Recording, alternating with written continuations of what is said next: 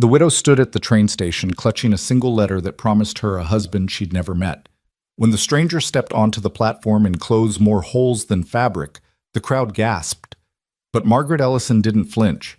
She'd gambled everything on this moment. Her ranch, her reputation, her last shred of hope.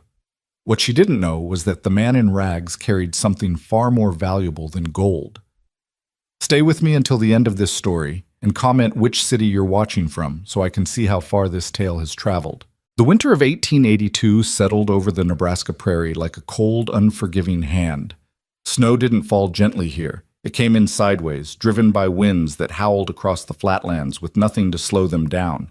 The Ellison Ranch sat in the middle of this vast emptiness, a cluster of weathered buildings that looked like they were barely holding on against the elements. Margaret Ellison stood at her kitchen window, watching the sun struggle to break through the gray morning sky. She was 34 years old, though the past 2 years had added lines around her eyes that made her look older. Her hands, wrapped around a tin cup of weak coffee, bore the calluses and scars of hard work. She'd been beautiful once.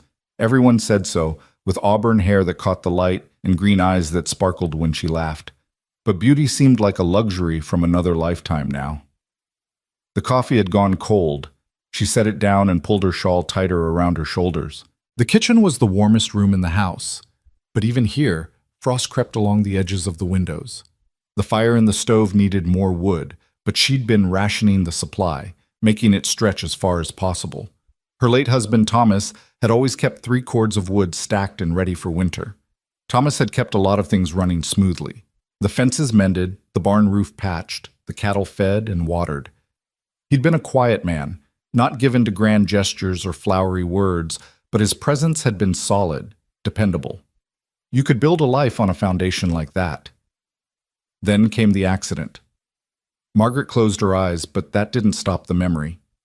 Thomas beneath the overturned wagon, his leg crushed, his face pale as paper. The 3-hour ride to town with him moaning in the back. The doctor's grim face, the infection that came despite everything, the fever, the delirium, the silence that followed. She opened her eyes and forced herself to look at the ranch yard.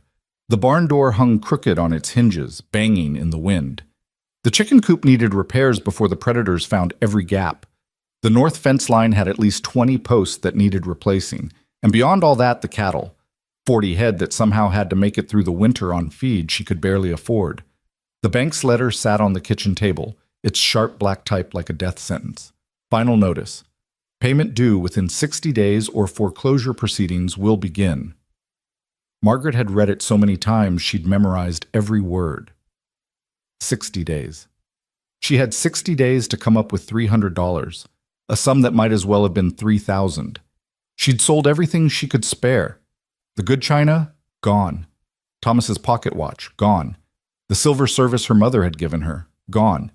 She'd even sold her wedding ring, though that had nearly broken her. But it wasn't enough. It was never enough.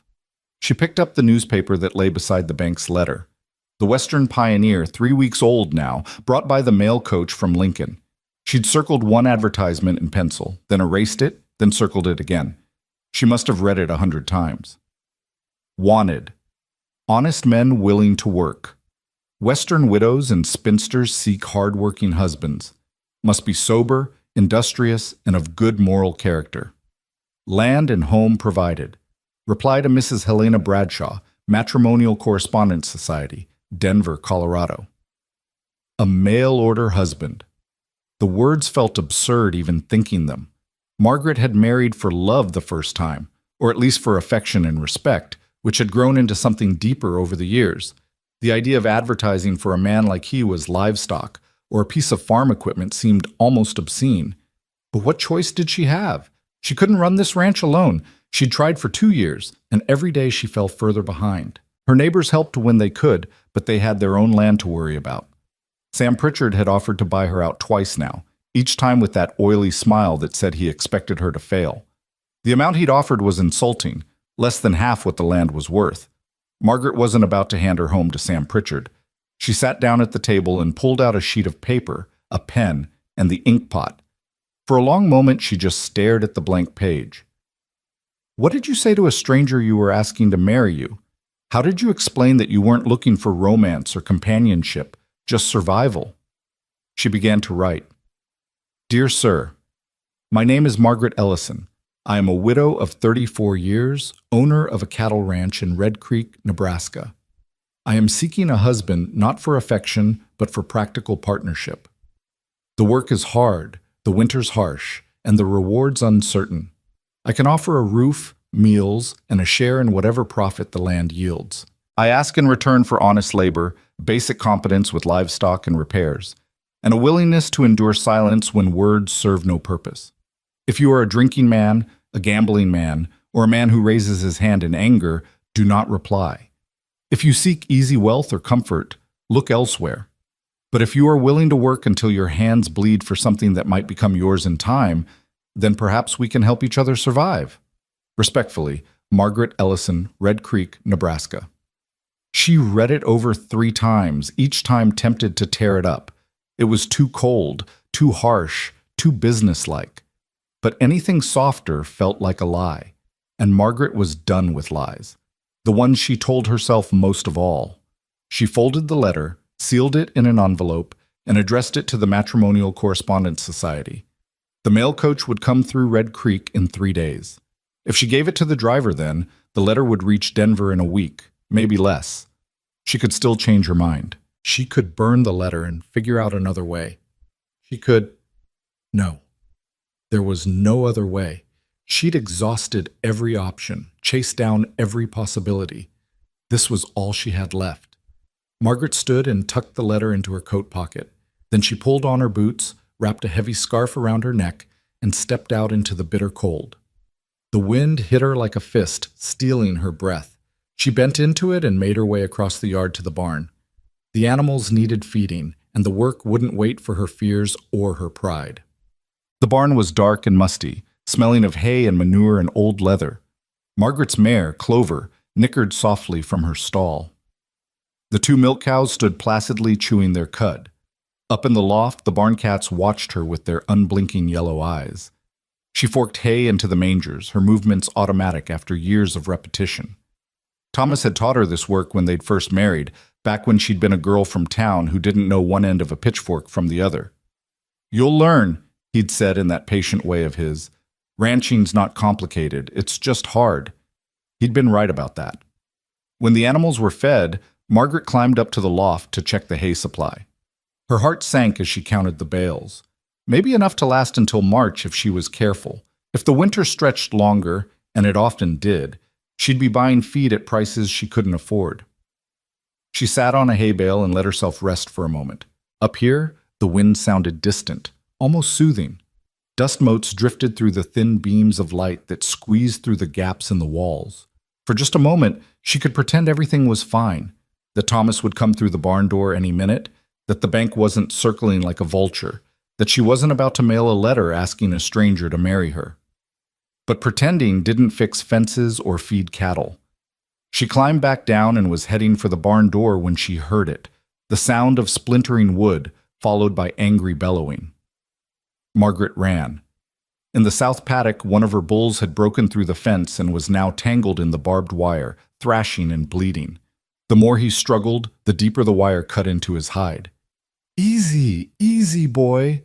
Margaret approached slowly, hands raised, voice low and steady despite the panic rising in her chest.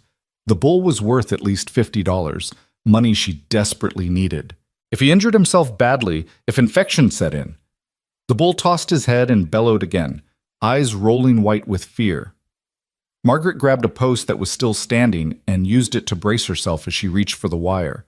The barbs bit into her gloves, but she ignored them, focused on loosening the loops around the bull's legs. Come on, she muttered through gritted teeth. The wire finally gave way. The bull lurched free and stumbled back, blood running down his legs in dark rivulets. Margaret checked him over quickly. The cuts weren't as deep as she'd feared, but they needed cleaning before infection could take hold. The fence was a disaster. 20 feet of wire down, posts snapped like matchsticks. It would take her at least a full day to repair, maybe 2. Time she didn't have. Materials she couldn't afford. Margaret stood there in the snow, looking at the wreckage, and felt something inside her crack, not break. She was too stubborn for that. But crack, like ice forming on still water. She was so tired, tired of fighting, tired of struggling, tired of facing every problem alone with nothing but her own two hands and a dwindling pile of resources. For just a moment, she let herself imagine what it would be like to have help. Real help. Someone to share the burden, to fix what broke, to stand beside her against the endless work and the harsh seasons and the weight of it all. She pulled the letter from her pocket and looked at it. The envelope was crisp and white against her work-worn glove. 60 days. She had 60 days to save her home. She needed a miracle, or at least she needed someone willing to work hard enough to look like one. 3 days later, Margaret stood at the Red Creek General Store, the letter still in her pocket. The mail coach was due in an hour, and she'd come to town under the pretense of buying supplies. In reality, she'd been arguing with herself for 3 days straight about whether to actually mail the damn thing.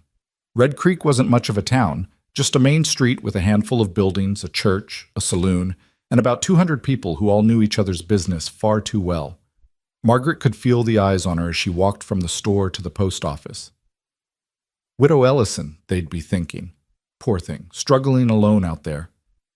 Wonder how long before she has to sell. The postmaster, Jonas Garrett, looked up when she entered. He was a thin man with wire spectacles and a habit of pursing his lips when he was thinking, which made him look like he was perpetually tasting something sour. "Mrs. Ellison," he said with a nod. "Letter to post?" Margaret's hand tightened on the envelope. This was it. Once she handed it over, there was no taking it back. The whole town would know eventually. Jonas wasn't much for discretion, and the address alone would spark gossip that would spread like wildfire. But what did her pride matter compared to losing everything? She held out the letter. "To Denver, please." Jonas took it, glanced at the address, and his eyebrows climbed toward his hairline. "Matrimonial Correspondence Society, eh?" His lips pursed. "Didn't know you were looking to remarry, Mrs. Ellison." "I'm looking to keep my ranch," Margaret said flatly. "If that requires a husband, so be it." Jonas had the grace to look slightly embarrassed. Course. Practical thinking, that. Postage is 5 cents. Margaret counted out the coins, money she could barely spare, and slid them across the counter. Jonas stamped the letter with more force than necessary and tossed it into the outgoing mailbag. "Coach will take it to Lincoln, then on to Denver," he said. "Should arrive in about a week, give or take. If someone replies, figure another week or two for the return." "Thank you, Jonas." She turned to leave, but his voice stopped her at the door. "Mrs. Ellison, I hope you find what you're looking for. Thomas was a good man. You deserve someone decent." Margaret nodded, not trusting herself to speak. She stepped out into the cold afternoon, feeling strangely hollow. She'd done it. For better or worse, she'd thrown her lot in with chance and desperation. Now, all she could do was wait. The weeks that followed were some of the longest of Margaret's life. Every day she worked from sunup to sundown, feeding animals, hauling water, chopping wood, mending what she could with increasingly inadequate supplies. Every night she collapsed into bed exhausted, only to lie awake wondering if anyone would reply, and if they did, what kind of man would answer an advertisement like hers. She imagined the worst, a drunkard looking for a roof and free meals, a con man seeking to steal what little she had, a brute who saw a lone woman as easy prey. The possibilities kept her up at night, staring at the ceiling, questioning her own judgment. But then she'd think of the bank's letter, still sitting on her kitchen table like a ticking clock. 43 days left. 42. 41. On the 38th day, Jonas Garrett's son rode out to the ranch with the letter. Margaret's hand shook as she took it. The return address was Denver, and the handwriting was blocky and precise, like someone who'd learned to write late in life but took great care with it. She gave the boy a penny for his trouble and waited until he'd ridden off before she opened it. "Dear Mrs. Ellison, my name is Caleb Ward. I am 38 years old, formerly of Ohio, though I have spent the last 15 years moving west. I served in the war and have worked as a farmhand, ranch hand, carpenter, and general laborer. I do not drink beyond an occasional beer. I do not gamble. I have never raised my hand to woman or child. I am not a man of means or education. I can read and write adequately, work with my hands competently, and endure hardship without complaint. What you described in your letter, hard work, harsh winters, uncertain rewards, describes most of my life. I am accustomed to it. I do not seek romance or comfort. I seek purpose and a place to belong. If you will have me, I will work for you honestly and to the best of my ability. I ask only for fair treatment and a chance to prove my worth. If these terms are acceptable, send word and I will come on the next train. Respectfully, Caleb Ward. Margaret read the letter 3 times, searching for hidden meanings or warning signs. The tone was straightforward, almost blunt. No flowery promises, no false charm, just a simple statement of qualifications and intentions. I seek purpose and a place to belong. Those words struck her hard. She understood that need more than she cared to admit. She'd felt unmoored since Thomas died, like she was barely keeping her head above water, struggling without direction or hope. Maybe this Caleb Ward felt the same. She sat down at her kitchen table and wrote a reply. Mr. Ward, your letter was received and your terms are acceptable. The next train arrives in Red Creek on Saturday, March 12th at 2 o'clock in the afternoon. I will meet you at the station. Bring whatever possessions you have and expect to work immediately. The situation here is urgent. M. Ellison. She posted the letter that same day. If he left Denver promptly, he'd arrive in 10 days. 10 days until a stranger became her husband. 10 days until her gamble either saved her or made everything worse. Margaret returned to the ranch and threw herself into work, trying not to count down the hours. She cleaned the spare bedroom that had been gathering dust since Thomas died. She mended the curtains and aired out the mattress. She told herself she was just being practical, preparing for a hired hand who happened to come with a marriage certificate attached. But late at night, when the wind howled around the house and the darkness pressed close, she wondered what kind of man would answer an advertisement like hers. What kind of desperation drove someone to accept a marriage proposal from a stranger, sight unseen, with nothing promised but hard work and slim chances? And deeper still, beneath all her practical concerns and rational fears, a small voice whispered, "What if he's kind? What if he's decent? What if, against all odds, this actually works?" She silenced that voice quickly. Hope was a luxury she couldn't afford. Better to expect nothing and be pleasantly surprised than to hope and be crushed. March 12th arrived gray and cold, with a bitter wind that cut through even the thickest coat. Margaret dressed carefully that morning, choosing her least worn dress, a simple blue cotton that had once been her church dress, and pinning her hair up neatly. She told herself it didn't matter what she looked like, that this was a business arrangement, but some stubborn part of her refused to meet her future husband looking like a scarecrow. She hitched Clover to the small wagon and made the hour-long journey into Red Creek. The town was busier than usual. Saturday was market day, and farmers from the surrounding ranches had come in to trade and socialize. Margaret felt their eyes on her as she drove past, and she knew they were all wondering the same thing. Had the widow Ellison really sent for a mail-order husband? Let them wonder. Let them gossip. She'd weathered worse than wagging tongues. She tied Clover near the train station and stood on the platform watching the eastern horizon. The train was due at 2 o'clock. It was 10 minutes past 1. Time crawled. Other people gathered on the platform, families waiting for relatives, merchants expecting shipments, young couples courting under the watchful eyes of chaperones. Margaret stood apart from them, her hands clasped tightly in front of her, trying to quiet the nervous flutter in her stomach. What if he didn't come? What if he'd changed his mind? What if he did come? At precisely 2 o'clock, the train's whistle pierced the air. Margaret's heart jumped into her throat. The great iron beast came rumbling into the station, brakes squealing, steam hissing, like something from a fevered dream. Passengers began to disembark. A well-dressed family, a traveling salesman with a heavy case, 2 cowboys heading west to find work, an older woman clutching a carpet bag. And then she saw him. He was tall, at least 6 feet, with broad shoulders and a lean build that spoke of hard work and lean times. His dark hair needed cutting, hanging past his collar in shaggy waves. He wore a coat that had seen better days, patched at the elbows and frayed at the hem. His trousers were stained and mended. His boots were held together with twine. But it was his face that caught Margaret's attention, weathered and lined with a strong jaw shadowed by several days' worth of stubble. His eyes, dark and cautious, scanned the platform with the wariness of someone who'd learned not to expect much from the world. Those eyes found hers and held. Margaret forced herself to step forward. "Mr. Ward?" He removed his hat, a gesture of respect that revealed more fully a face marked by sun and hardship. "Mrs. Ellison?" His voice was low and rough, like stones tumbling in a creek bed. They stood there for a moment, sizing each other up. Around them, the platform buzzed with activity, but it all seemed distant, muffled.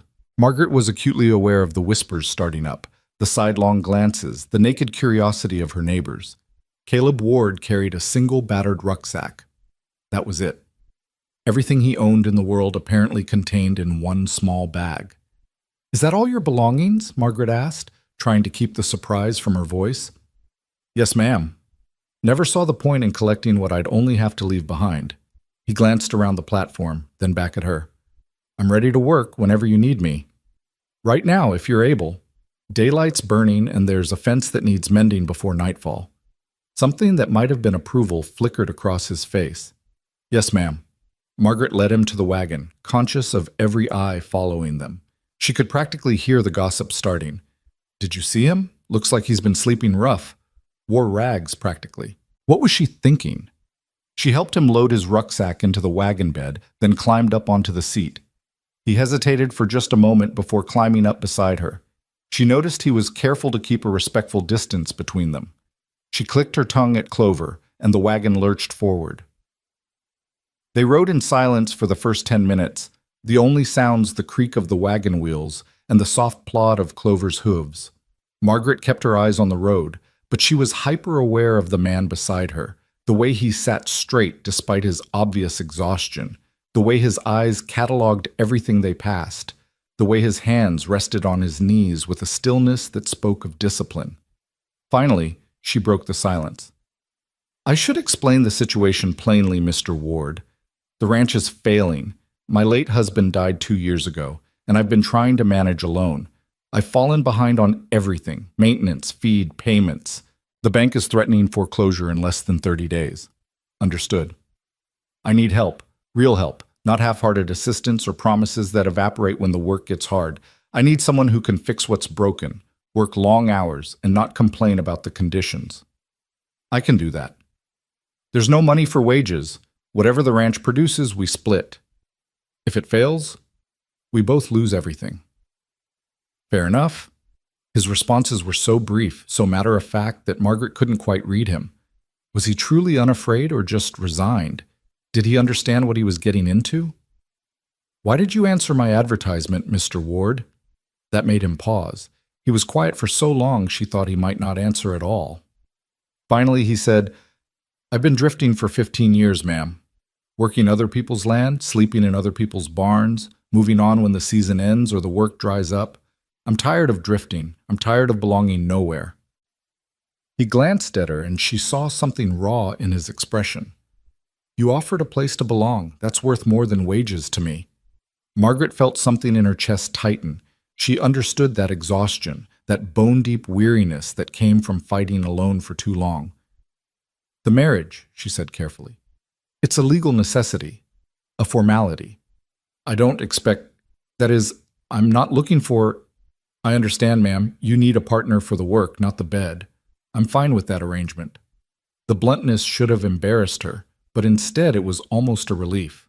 At least they both knew where they stood. The ranch came into view, the weathered buildings, the sagging fences, the fields covered in patchy snow. In the late afternoon light, it looked even more run down than usual. Margaret saw it through his eyes and felt a stab of shame. "It's not much," she said quietly. "It's more than I had this morning," Caleb replied, "and more than most have in this world." They pulled into the yard. Clover knew the way home and headed straight for the barn. Margaret climbed down, and Caleb followed, slinging his rucksack over his shoulder. "I'll show you where you'll sleep," she said. "Then we need to work on that fence before it gets dark." She led him into the house. It was cold inside. She'd let the fire die down before leaving for town. She'd light it again later. Right now, there wasn't time. She showed him the spare bedroom. It was small and sparse, just a bed, a dresser, and a washstand. It's not much, but it's clean and the roof doesn't leak. Much. Caleb set his rucksack on the bed. It's fine, ma'am. Better than I'm used to. There's water in the kitchen if you need to wash up, but like I said, the fence can't wait. He nodded and followed her back outside. The damaged fence was in the south paddock, still in the same state of disrepair it had been in for days. Margaret had managed to rig a temporary barrier to keep the cattle in, but it wouldn't hold much longer. She gathered tools from the barn, a post hole digger, wire cutters, new fencing wire, replacement posts.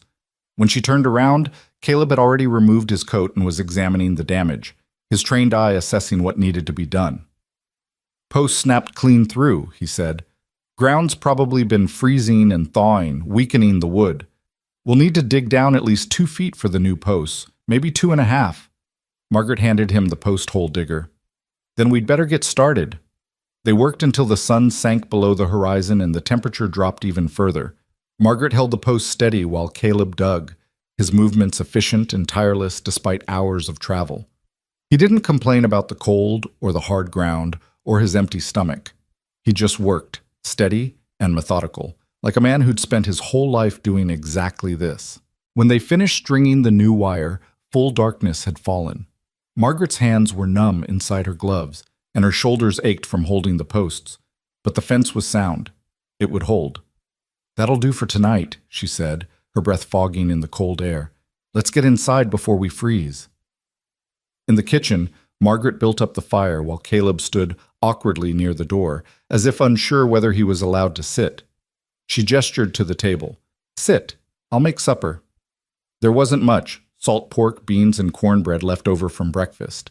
She heated it up and served it on 2 chipped plates. Caleb ate like a man who'd been hungry for a while, steady and focused, wasting nothing. They ate in silence. Margaret found herself stealing glances at him in the firelight. Now that they were indoors and she could see him clearly, she noticed details she'd missed before. The scar across his left eyebrow, the calluses on his hands, the way he held himself with the careful stillness of someone who'd learned to take up as little space as possible. When they finished, he helped her wash the dishes without being asked.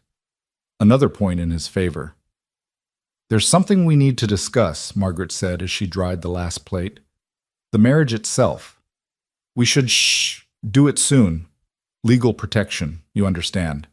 If the bank comes around, I need to be able to show that I have help, that the ranch has better prospects now. Caleb nodded. When? Tomorrow, if Pastor Matthews is available. It doesn't need to be a ceremony, just the legal documentation. Whatever you think is best, ma'am. She turned to face him fully. Mr. Ward, if we're going to be married, even in name only, you should probably call me Margaret. He met her eyes. Then you should call me Caleb. All right, Caleb, she paused. And thank you for coming, for working, for not asking questions or making demands. You gave me an honest deal, Margaret. That's more than most offer. I intend to honor my end of it. There was something in his voice, a quiet integrity that Margaret recognized because she'd heard it before, in Thomas's voice, in his promises. The sound of a man whose word actually meant something. She showed him to his room, gave him an extra blanket against the cold, and bid him good night. In her own room, she sat on the edge of her bed and stared at the floor, trying to process everything that had happened in a single day. She'd gambled on a stranger, on a man who'd arrived with nothing but the clothes on his back and a promise to work hard. It could still all fall apart. He could leave in the morning. The ranch could still fail. The bank could still take everything. But for the first time in months, Margaret felt something she'd almost forgotten. A tiny flicker of hope. Not certainty. Not confidence. Just the small, fragile possibility that maybe, just maybe, she wouldn't have to face the fight alone anymore. Outside her window, the wind howled across the prairie, indifferent and eternal. But inside the house, someone else was breathing. Another heart was beating. Another soul was choosing to stay and struggle alongside her. It wasn't love. It wasn't even friendship yet. But it was a start. And for Margaret Ellison, standing on the edge of losing everything, a start was more than she'd dared to hope for in a very long time. Dawn broke cold and clear over the Ellison ranch, painting the snow-covered prairie in shades of rose and gold. Margaret woke to the unfamiliar sound of someone moving around outside her window. For a confused moment, she thought Thomas had come back, that the past 2 years had been nothing but a terrible dream. Then reality settled over her like a weight, and she remembered Caleb Ward, the stranger who'd arrived yesterday in rags, the man who was about to become her husband.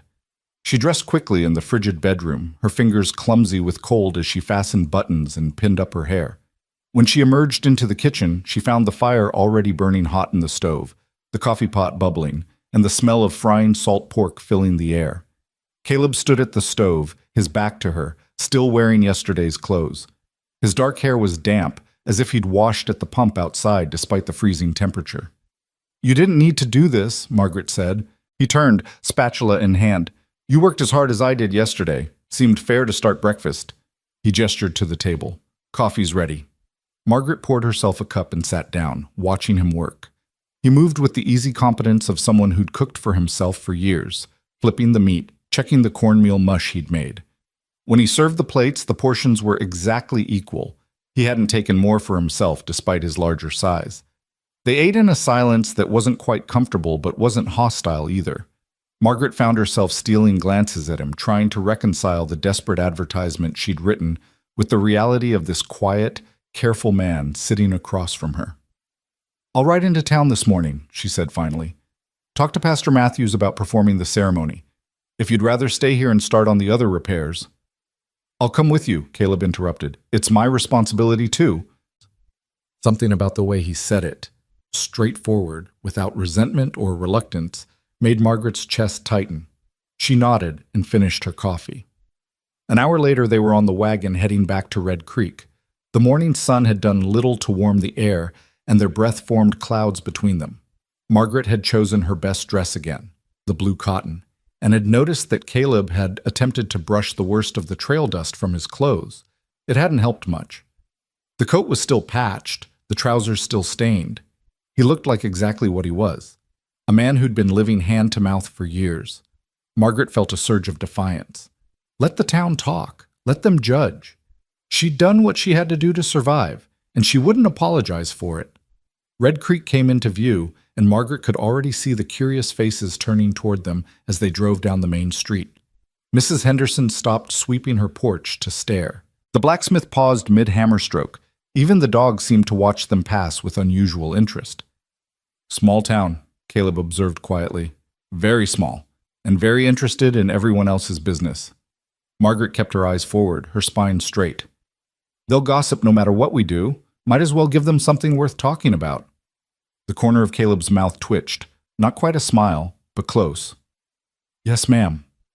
The church sat at the end of Main Street, a simple white building with a modest steeple. Pastor Matthews lived in the small house beside it, and Margaret could see smoke rising from his chimney. She tied Clover to the hitching post, and they walked up to the door together. Margaret knocked 3 times. After a moment, the door opened to reveal Pastor Matthews, a round man in his 50s with kind eyes and a permanently worried expression. He'd married Margaret and Thomas 12 years ago, and he'd presided over Thomas's funeral. Now he looked between Margaret and Caleb with poorly concealed surprise. "Mrs. Ellison, I wasn't expecting you this morning." "Pastor Matthews, this is Caleb Ward. We'd like you to perform a marriage ceremony today, if possible." The pastor's eyebrows climbed toward his receding hairline. "Today? Margaret, this seems rather sudden." "It's necessary," Margaret said firmly. "For the ranch. For legal reasons. We need it done quickly." Pastor Matthew's gaze shifted to Caleb, taking in the worn clothes and weathered face. Margaret could see him making calculations, drawing conclusions. She waited for the inevitable questions, the gentle suggestions that perhaps they should wait. Think it through, consider the implications. Instead, the pastor sighed. "Come inside. It's too cold to discuss this on the doorstep." They followed him into the small parlor. His wife, Ruth, appeared from the kitchen, wiping her hands on her apron. Her eyes widened when she saw Caleb, and Margaret watched the same evaluation happen, the quick assessment, the barely hidden concern.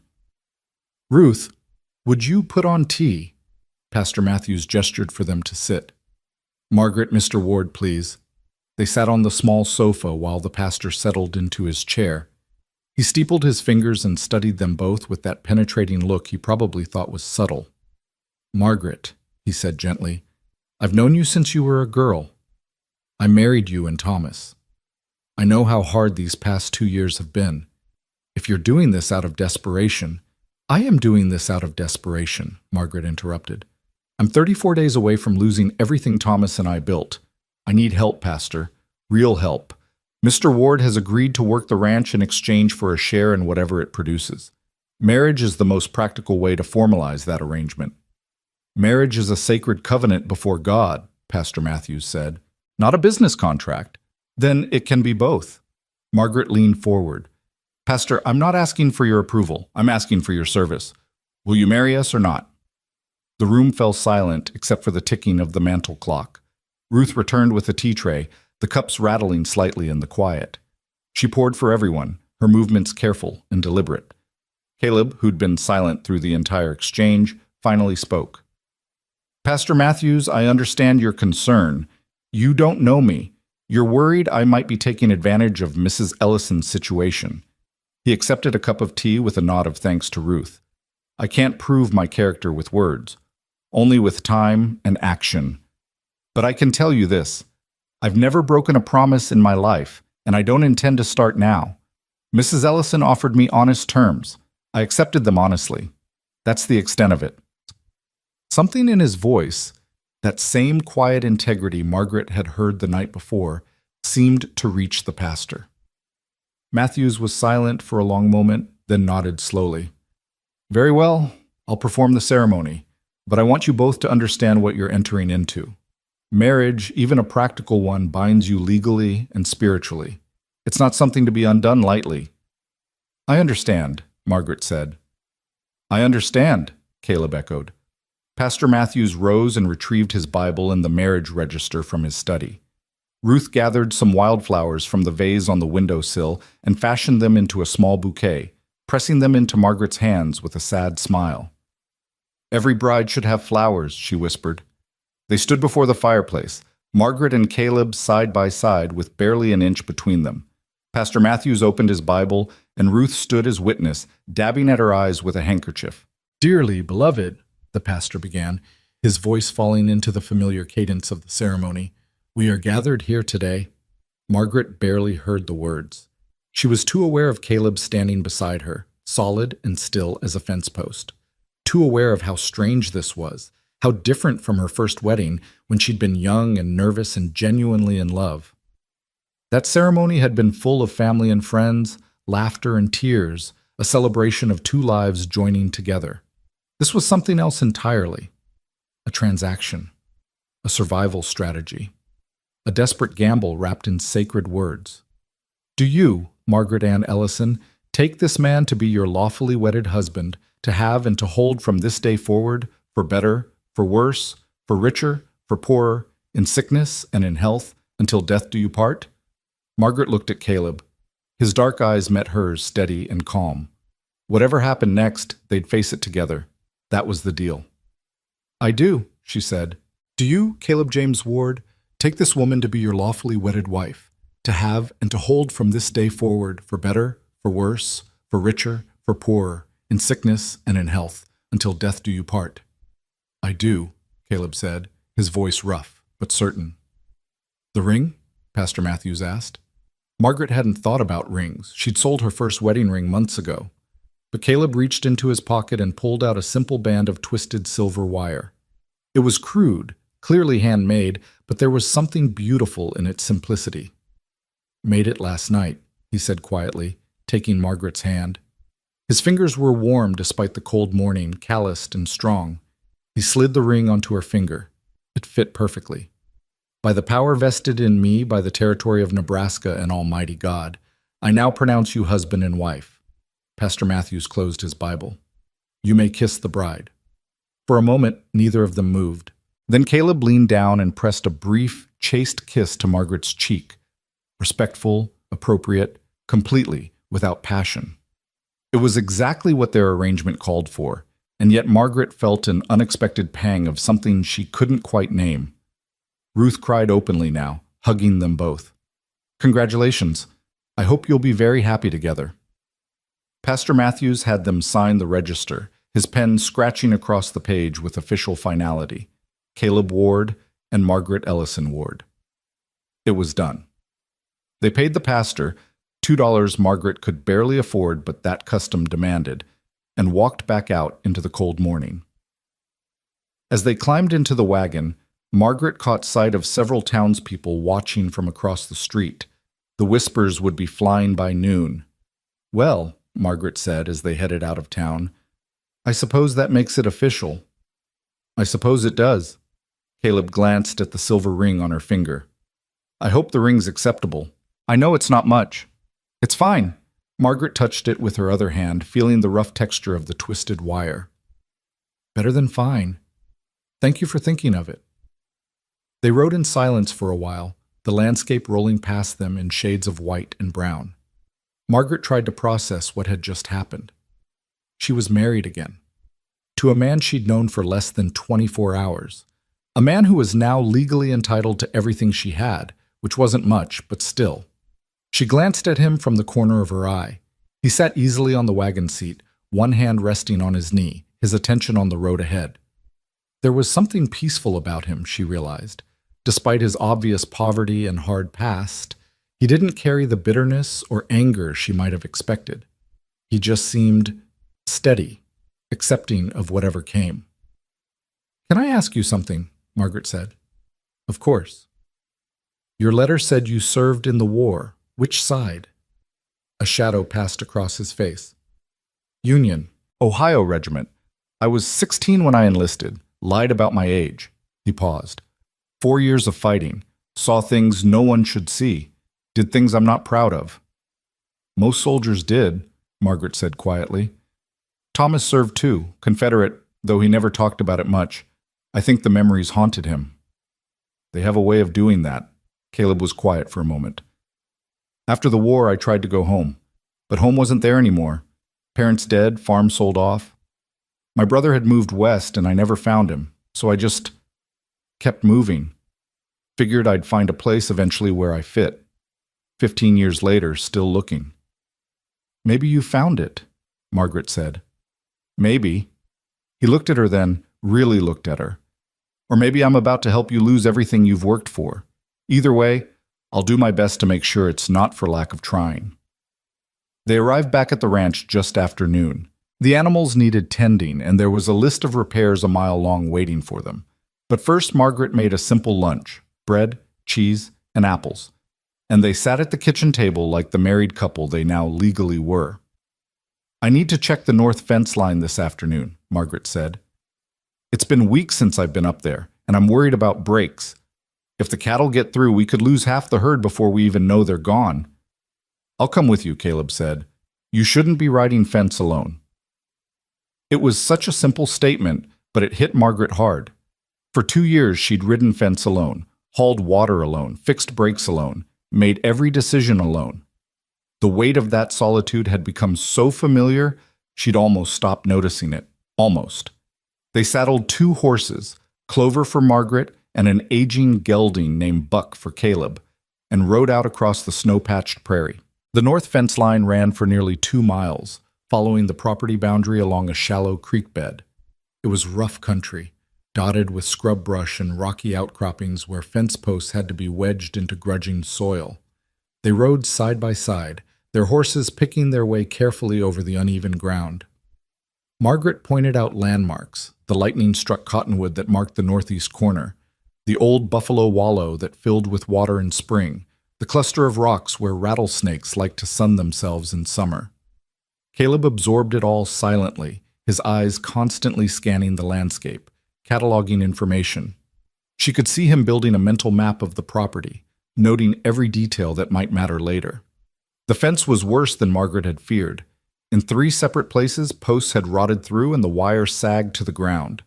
In one spot, cattle had clearly pushed through.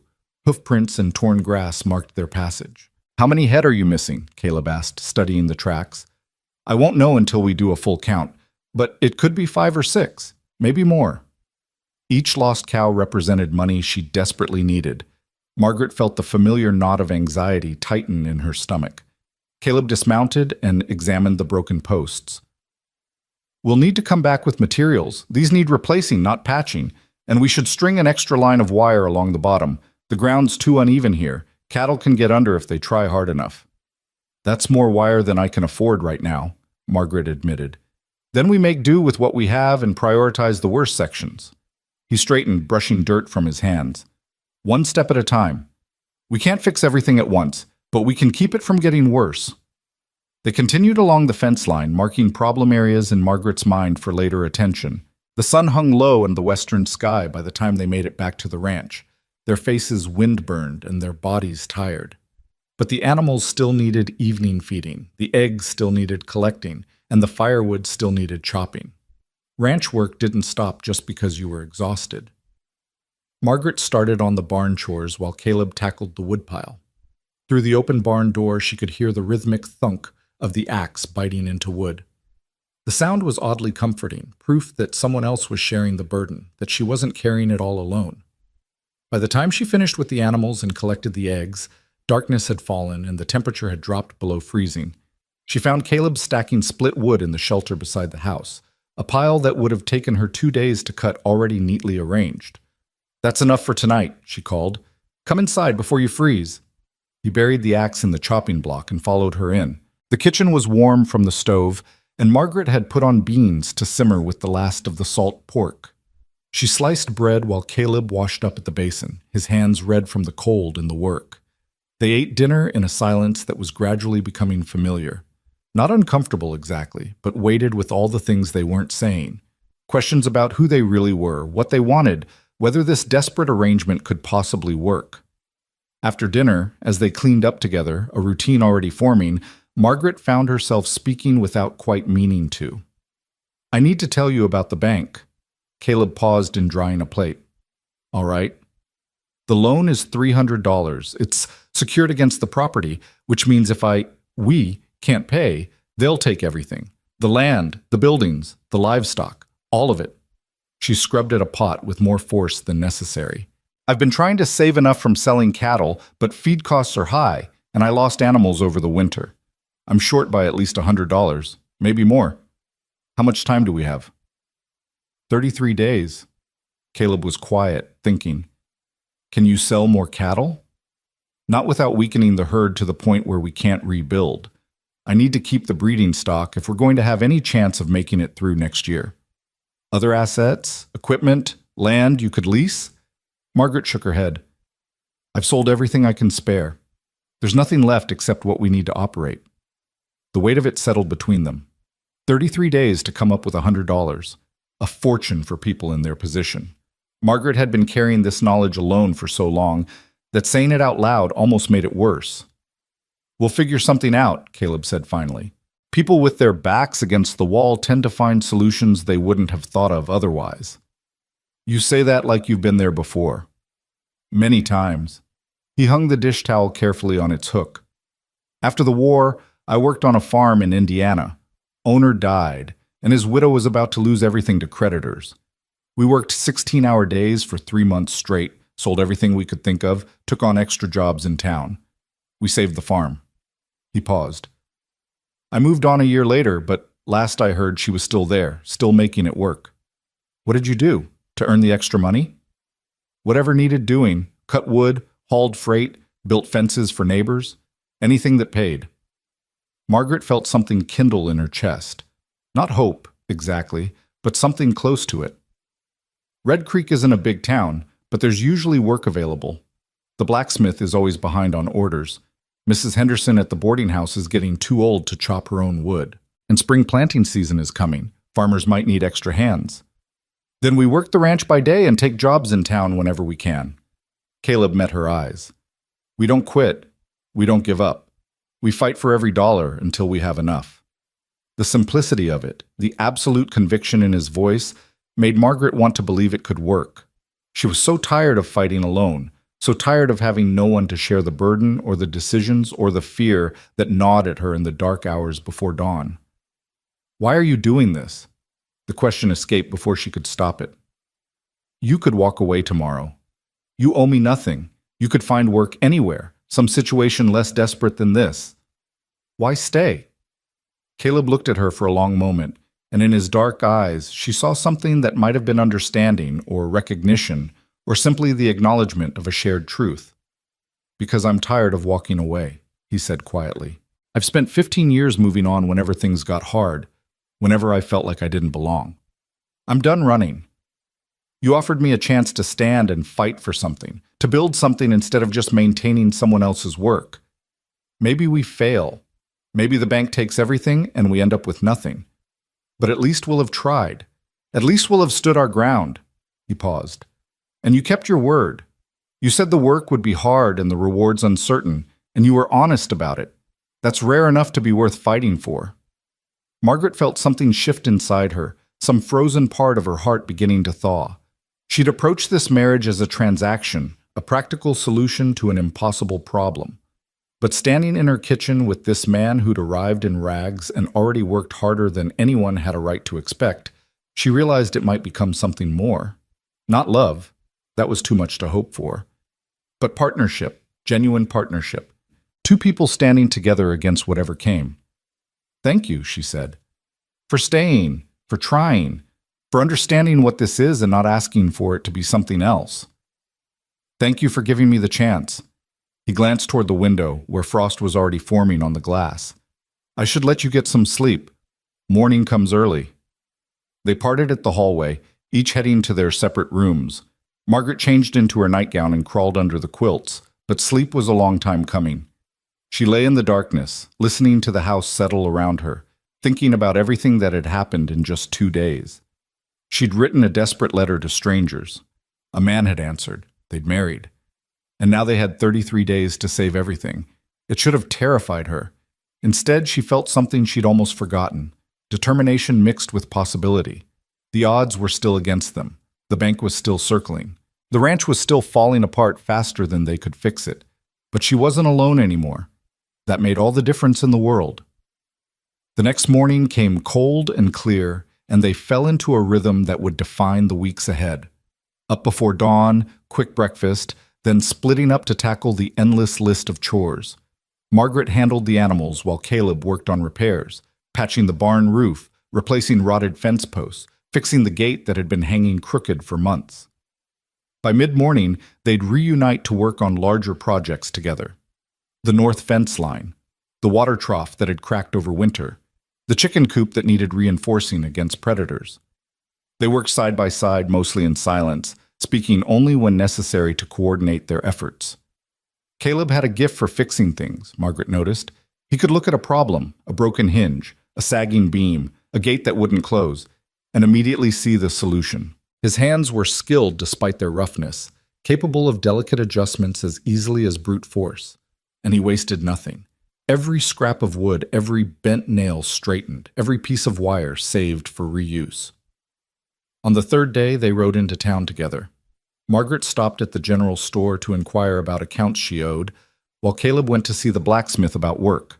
The store was run by Martin Palmer, a thin man with sharp eyes who kept mental tallies of every debt in Red Creek.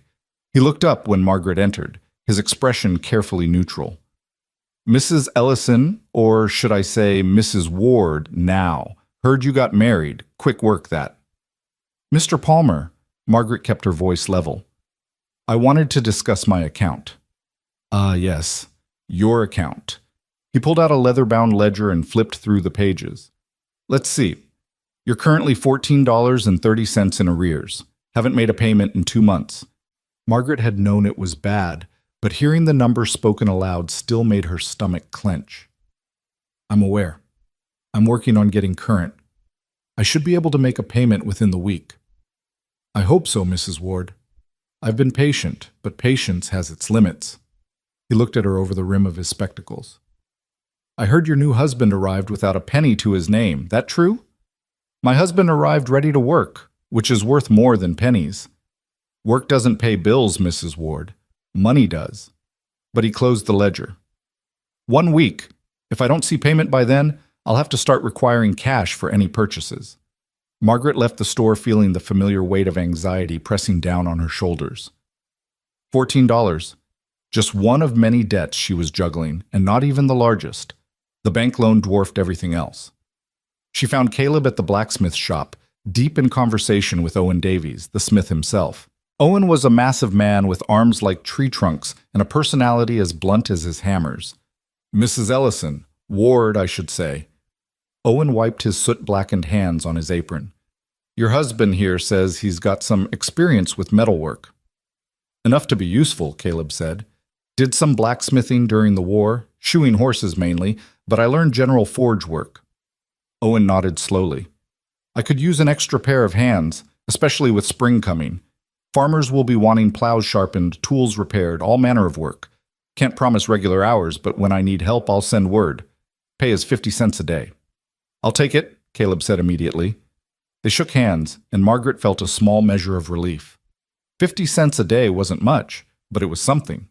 Every little bit helped.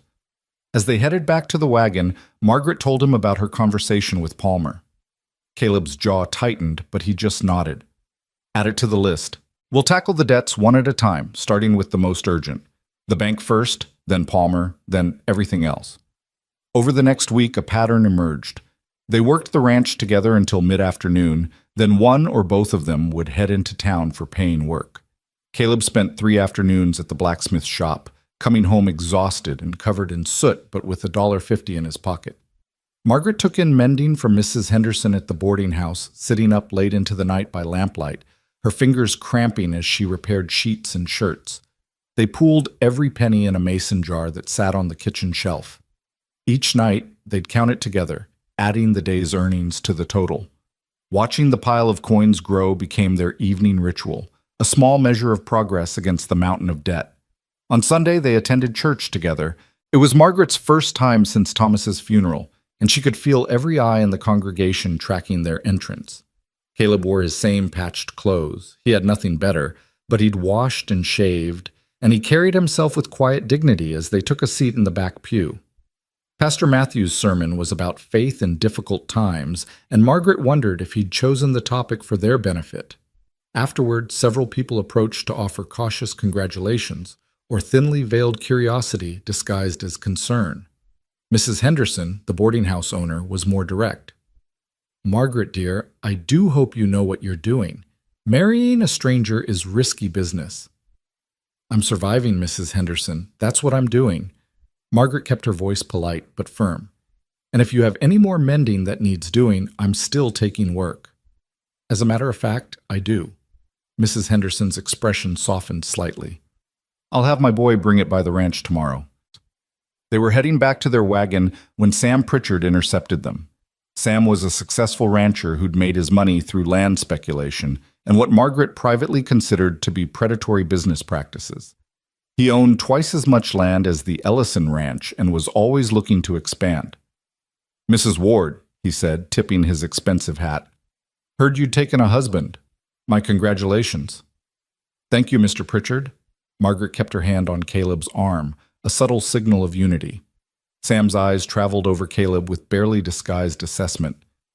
"You're the fellow who came in on the train last week, from Denver, I heard." "That's right," Caleb said evenly.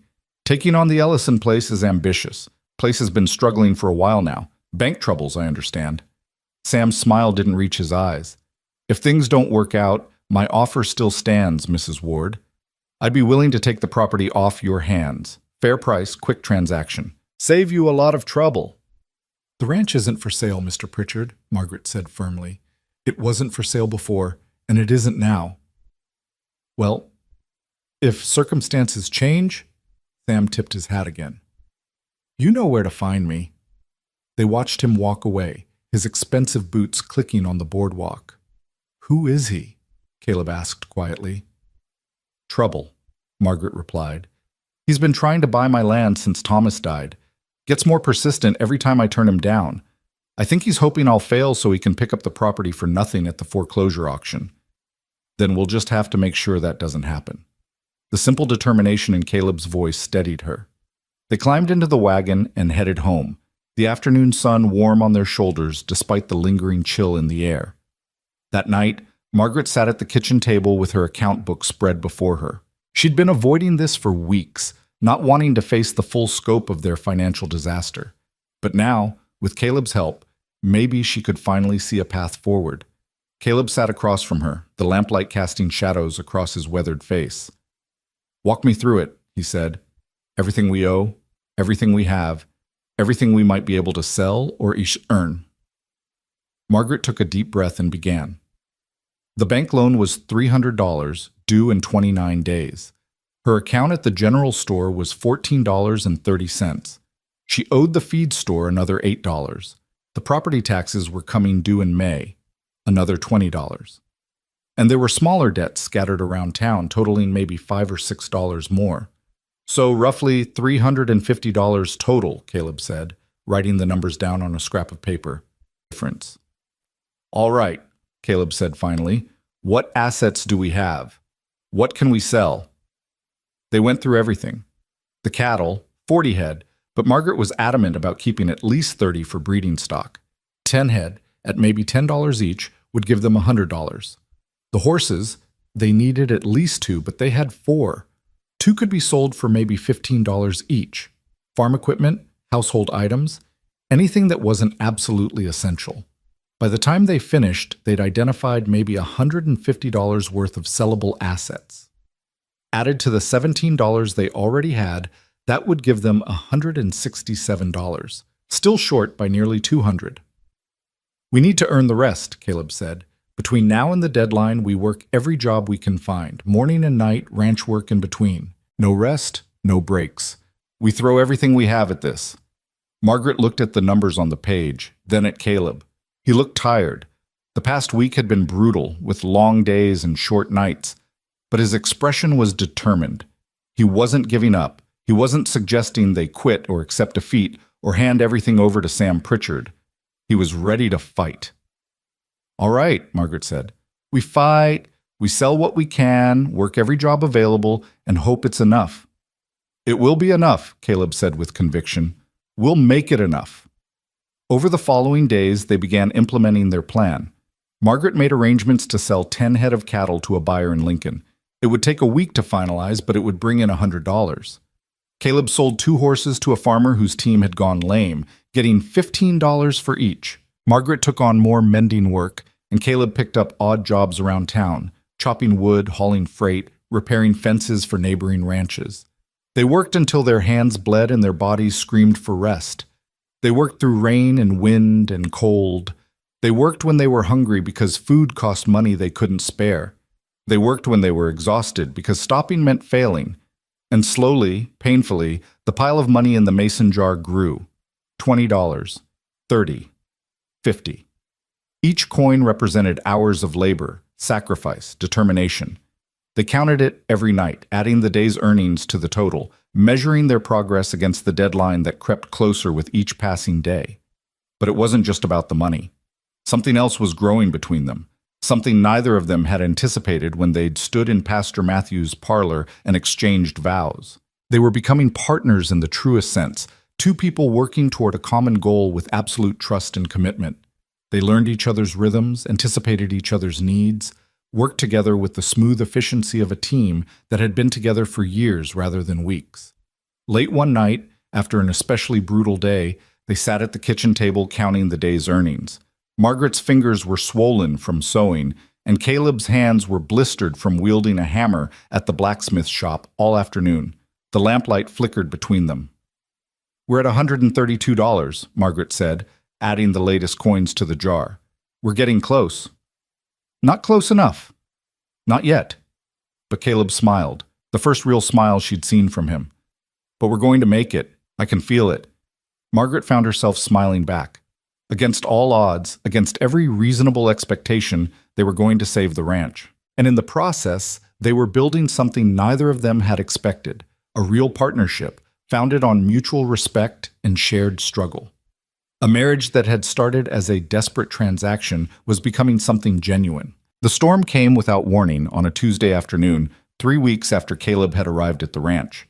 Margaret had been in town delivering mending to Mrs. Henderson when the sky turned the color of old bruises, purple-black and swollen with menace.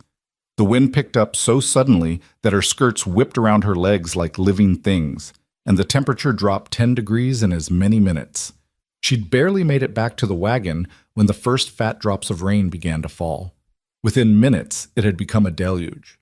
The road back to the ranch turned into a river of mud, and Clover struggled through it, her hooves slipping and sliding with each step. Margaret could barely see past the horse's ears through the sheets of rain that hammered down with punishing force.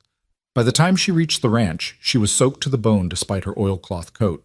She drove the wagon straight into the barn and jumped down, already scanning for Caleb. The cattle were nowhere to be seen, which meant they'd scattered to find shelter. The chickens had retreated into their coop. But where was Caleb? She heard a crash from the direction of the north pasture and took off running, rain stinging her face like needles. Through the gray curtain of water, she could make out movement near the fence line. Caleb was there, wrestling with something large and dark. As she got closer, she realized it was the old oak tree that stood at the property's northern boundary. Lightning must have struck it because half the trunk was blackened and smoking despite the rain, and a massive branch had fallen directly onto the fence, crushing 20 feet of posts and wire. But that wasn't the worst of it. 3 of their cattle were trapped on the wrong side of the break, and beyond them, past the ruined fence, lay Sam Pritchard's land. If those cattle wandered onto Pritchard's property, he could legally claim them as compensation for trespass. 3 head represented $30 they desperately needed. Caleb was already trying to herd the confused animals back through the gap, but the storm had them spooked. They kept breaking away, trying to run in different directions. Rain plastered his hair to his skull and his clothes to his body, but he kept moving, kept trying, his voice hoarse from shouting over the wind. Margaret didn't hesitate. She grabbed a length of rope from the ruined fence and joined him, using it to create a makeshift guide. Together, they formed a human corridor, pushing the cattle back toward the gap. It was brutal work. The animals were wild-eyed with fear, and more than once Margaret was nearly trampled as they surged past her. Lightning cracked across the sky, so close she felt the hair on her arms stand up. The thunder that followed was deafening. One of the cows bolted, breaking past Caleb's outstretched arms and heading straight for Pritchard's land. "I've got it," Caleb shouted, taking off after the runaway. Margaret focused on the 2 remaining cattle, herding them through the gap and back onto their own property. She secured them quickly with a temporary gate made from salvaged wire and fallen branches, then turned to help Caleb. He'd caught up with the runaway cow, but had gotten himself into trouble doing it. The animal had cornered itself in a rocky ravine, and Caleb was trying to approach it carefully, one hand extended, his voice low and soothing despite the howling wind. But the ground beneath him was slick with mud and rain, and as Margaret watched in horror, his foot slipped. He went down hard, sliding several feet before catching himself on an outcropping of rock. The cow, further panicked, charged past him and back toward their property. But Caleb wasn't getting up. Margaret scrambled down the ravine, her boots sliding in the mud. When she reached him, she saw blood streaming from a gash on his forehead, mixing with the rain to paint his face in pink rivulets. "Can you stand?" she shouted over the storm. "I think so." But when he tried to rise, he gasped and clutched his left side. "Ribs! Something's wrong!" Margaret got under his right arm, taking as much of his weight as she could. Together they climbed out of the ravine, every step in agony. The wind tried to knock them down, the rain tried to blind them, but they kept moving inch by painful inch until they finally made it back to the barn. Inside, out of the worst of the weather, Margaret helped Caleb sit on a hay bale. His face was gray with pain, and he was breathing in short, shallow gasps that told her something was definitely broken or badly bruised. "Stay here," she ordered. "I need to check the animals and secure the barn." She worked quickly, moving through the familiar routine despite her exhaustion and growing fear. The cattle were accounted for. The horses were safe in their stalls. The chickens were huddled in their coop. The barn itself was holding together, though she could hear the wind testing every board and shingle. When she returned to Caleb, he was still sitting exactly where she'd left him, one hand pressed against his ribs. The gash on his forehead had stopped bleeding, but it would need cleaning and probably stitches. "Can you make it to the house?" she asked. "Give me a minute." His voice was tight with pain. They waited while the storm raged outside, the barn creaking and groaning around them. When Caleb finally nodded, Margaret helped him stand and they made their way across the muddy yard to the house. Every step was a struggle. and by the time they got inside, they were both shaking from cold and exertion. Margaret sat Caleb at the kitchen table and immediately stoked up the fire until it was roaring. Then she heated water and gathered what medical supplies she had: clean cloths, whiskey for disinfecting, needle and thread for stitching. "Take off your shirt," she said, all business. Caleb tried to comply, but the movement made him wince and stop. Margaret had to help him, carefully peeling the wet fabric away from his skin. What she saw made her stomach clench. His left side was already turning purple with bruising, and when she gently probed the area, she could feel something wrong beneath the skin. "At least one broken rib, maybe two," she said. "I'll need to wrap it, and that cut on your head needs stitches." "I've had worse," but his voice lacked conviction. Margaret cleaned the head wound first, working as gently as she could, while Caleb sat rigid with pain. The gash was deep but clean, and she threaded her needle with steady hands despite the fear churning in her stomach. She'd done this before, stitched up Thomas after various ranch accidents, sewn up her own hand once after a knife slipped while she was butchering a chicken. But this felt different, more urgent, more important. She worked by lamplight while the storm battered the house, her stitches small and neat. Caleb didn't make a sound, though she could see his jaw clench tight and a muscle jumping in his cheek.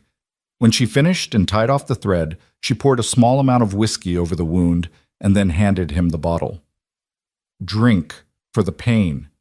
He took a long swallow, then another. Some color began returning to his face. Next came the ribs. Margaret tore up an old sheet to make bandages and wrapped his torso tightly, providing support and compression. Her hands shook slightly as she worked, though whether from cold or fear or something else entirely, she couldn't say.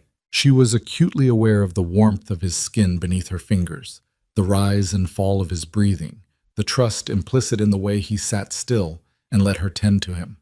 When she finished, she stepped back. "You need rest, real rest. No work for at least a few days." "Can't afford a few days." But even as he said it, she could see the exhaustion in his eyes. "We can't afford for you to make it worse either. Broken ribs take time to heal. If you puncture a lung—" She couldn't finish the sentence. The thought of Caleb dying, of being alone again, was suddenly unbearable. "Margaret." His hand caught hers, his grip weak but steady. "I'm all right, or I will be. Thank you for patching me up." She looked at their joined hands, his calloused and strong despite the injury, hers smaller but equally work-worn. When had this stopped being just a business arrangement?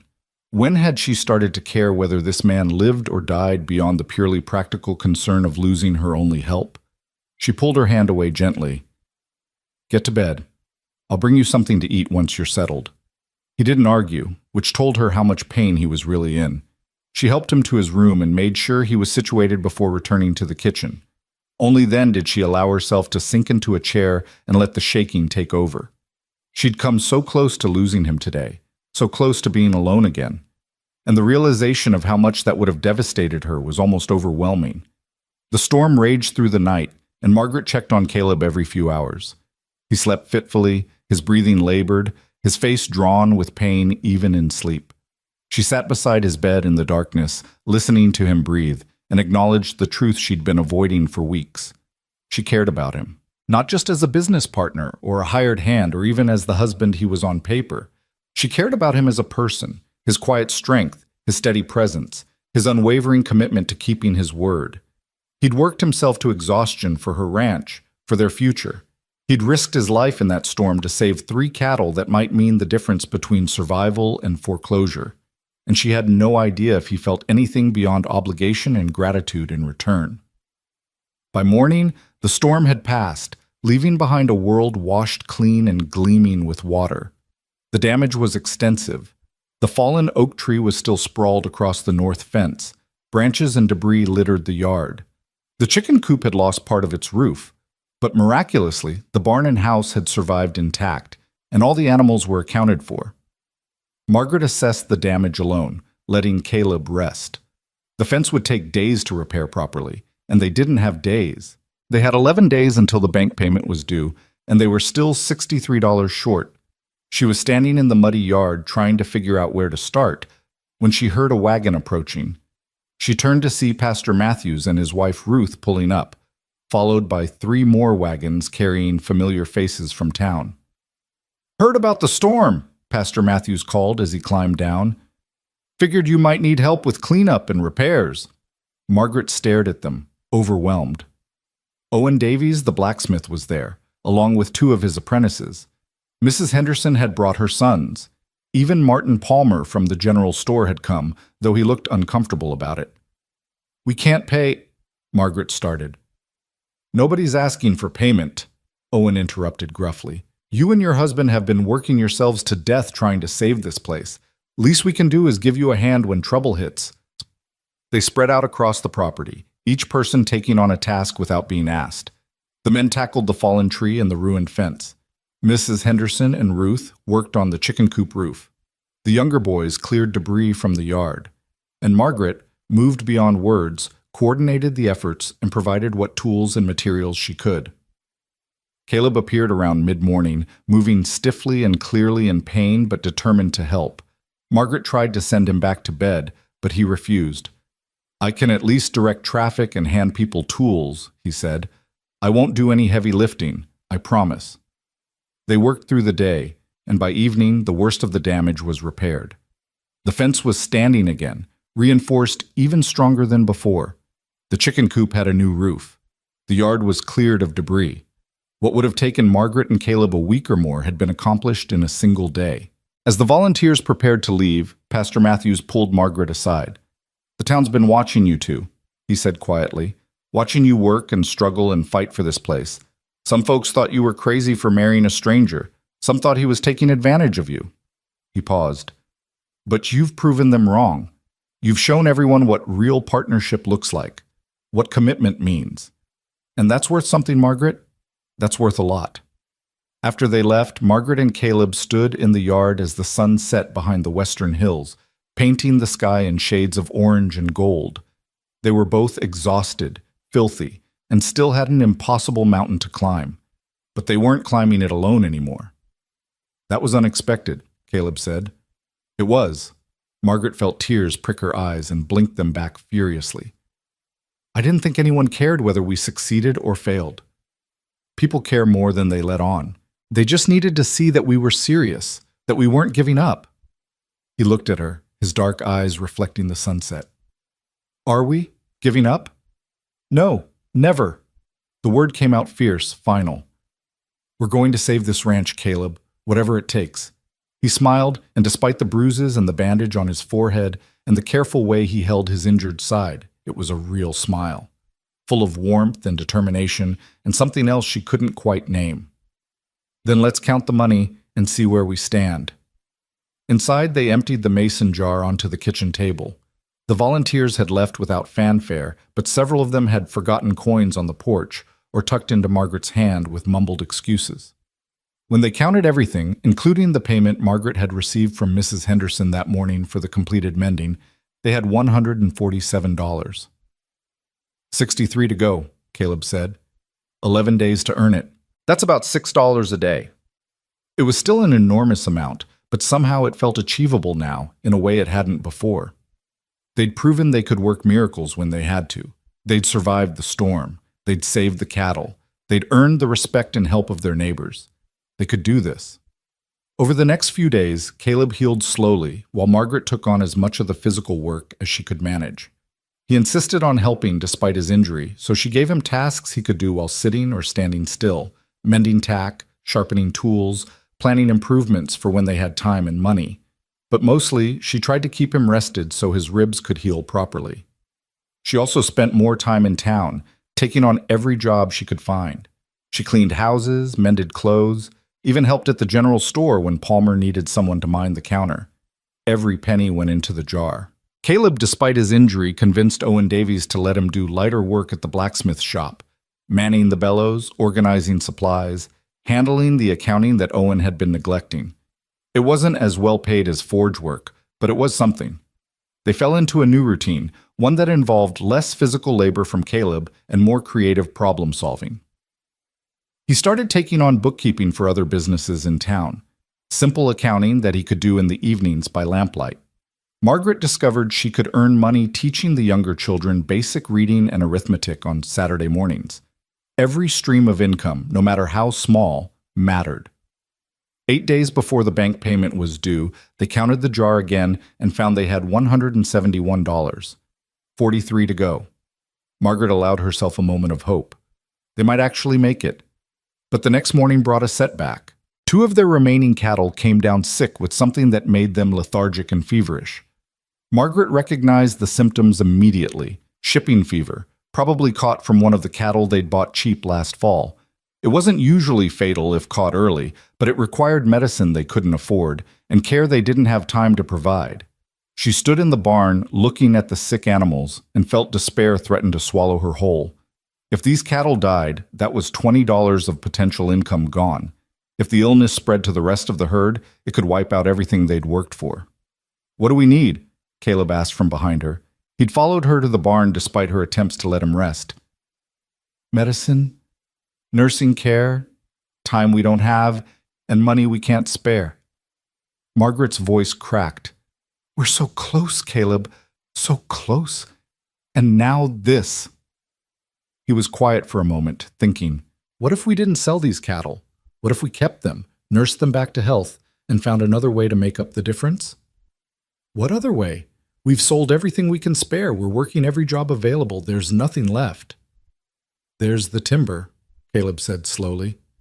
Margaret turned to look at him. "What timber?" "I've been surveying the property during my recovery, making notes about resources and opportunities. You have maybe 2 acres of good timber on the eastern boundary. Oak, walnut, some ash, quality hardwood. A lumber mill in Lincoln would pay good money for it.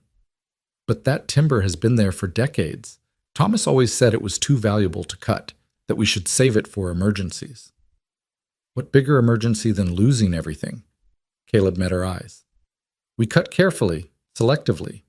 Take the mature trees, leave the younger ones to grow. It's sustainable, and it would give us the money we need." Margaret thought about the timber, tall trees that had stood on the property longer than she'd been alive. Thomas had loved walking among them, said they gave him peace. The idea of cutting them down felt like a betrayal somehow. But keeping this ranch was what Thomas would have wanted. Saving their home mattered more than sentiment. "How much could we get?" "If we cut and haul about 15 trees, mill-quality logs, I'd estimate $50 to $60. Maybe more depending on the quality. It would be enough. Combined with what they already had and what they could still earn, it would be enough." "All right," Margaret said. "We do it. But we need to work fast. Can you handle it with your ribs?" "I'll direct. We'll hire a couple of men with strong backs to do the actual cutting and hauling. It'll cost us some of the profit, but we'll still come out ahead." They spent that afternoon riding the eastern boundary, marking trees for harvest. Caleb had a good eye for it, choosing mature trees that would yield quality lumber while leaving enough standing to preserve the integrity of the small forest. By evening, they had a plan. The next morning, Caleb hired 2 brothers from town, young men who'd been working as ranch hands and were happy for a few days' work at decent pay. Margaret negotiated with a freight hauler to transport the logs to Lincoln, and together they set the operation in motion. For 3 days, the sound of axes and saws echoed across the property. Margaret divided her time between nursing the sick cattle, managing the regular ranch work, and keeping track of the timber operation. Caleb supervised the cutting despite his injury, making sure each tree was felled safely and the logs were prepared properly for transport. It was brutal, exhausting work, but they pushed through. The sick cattle began to improve with round-the-clock care. The timber operation proceeded without major accidents. And slowly, tree by tree, log by log, they built their salvation out of wood and sweat and sheer determination. 5 days before the bank payment was due, the last of the logs rolled away on the freight wagon, headed for the mill in Lincoln. The hauler had paid them $30 as a deposit, with the remaining payment due when the mill accepted the logs. If everything went well, they'd have the full payment in 3 days. Margaret stood with Caleb in the eastern timber, looking at the stumps where the great trees had stood. It looked wrong somehow, like missing teeth in a smile. But new growth would eventually fill in the gaps, and the remaining trees had more room to spread now. "Thomas would understand," Caleb said quietly, as if reading her thoughts. "I hope so." Margaret touched one of the stumps, feeling the rough texture of the cut wood. I hope we didn't make a mistake. We didn't. We did what we had to do to survive. That's not a mistake. That's just life. They walked back to the house in companionable silence. That evening, they sat at the kitchen table and counted their money one more time. $171 in the jar, $30 deposited with the freight hauler, and another estimated $30 to $40 due when the logs were accepted, plus whatever they could earn in the next 5 days. "We're going to make it," Margaret said, and for the first time she truly believed it. "We are."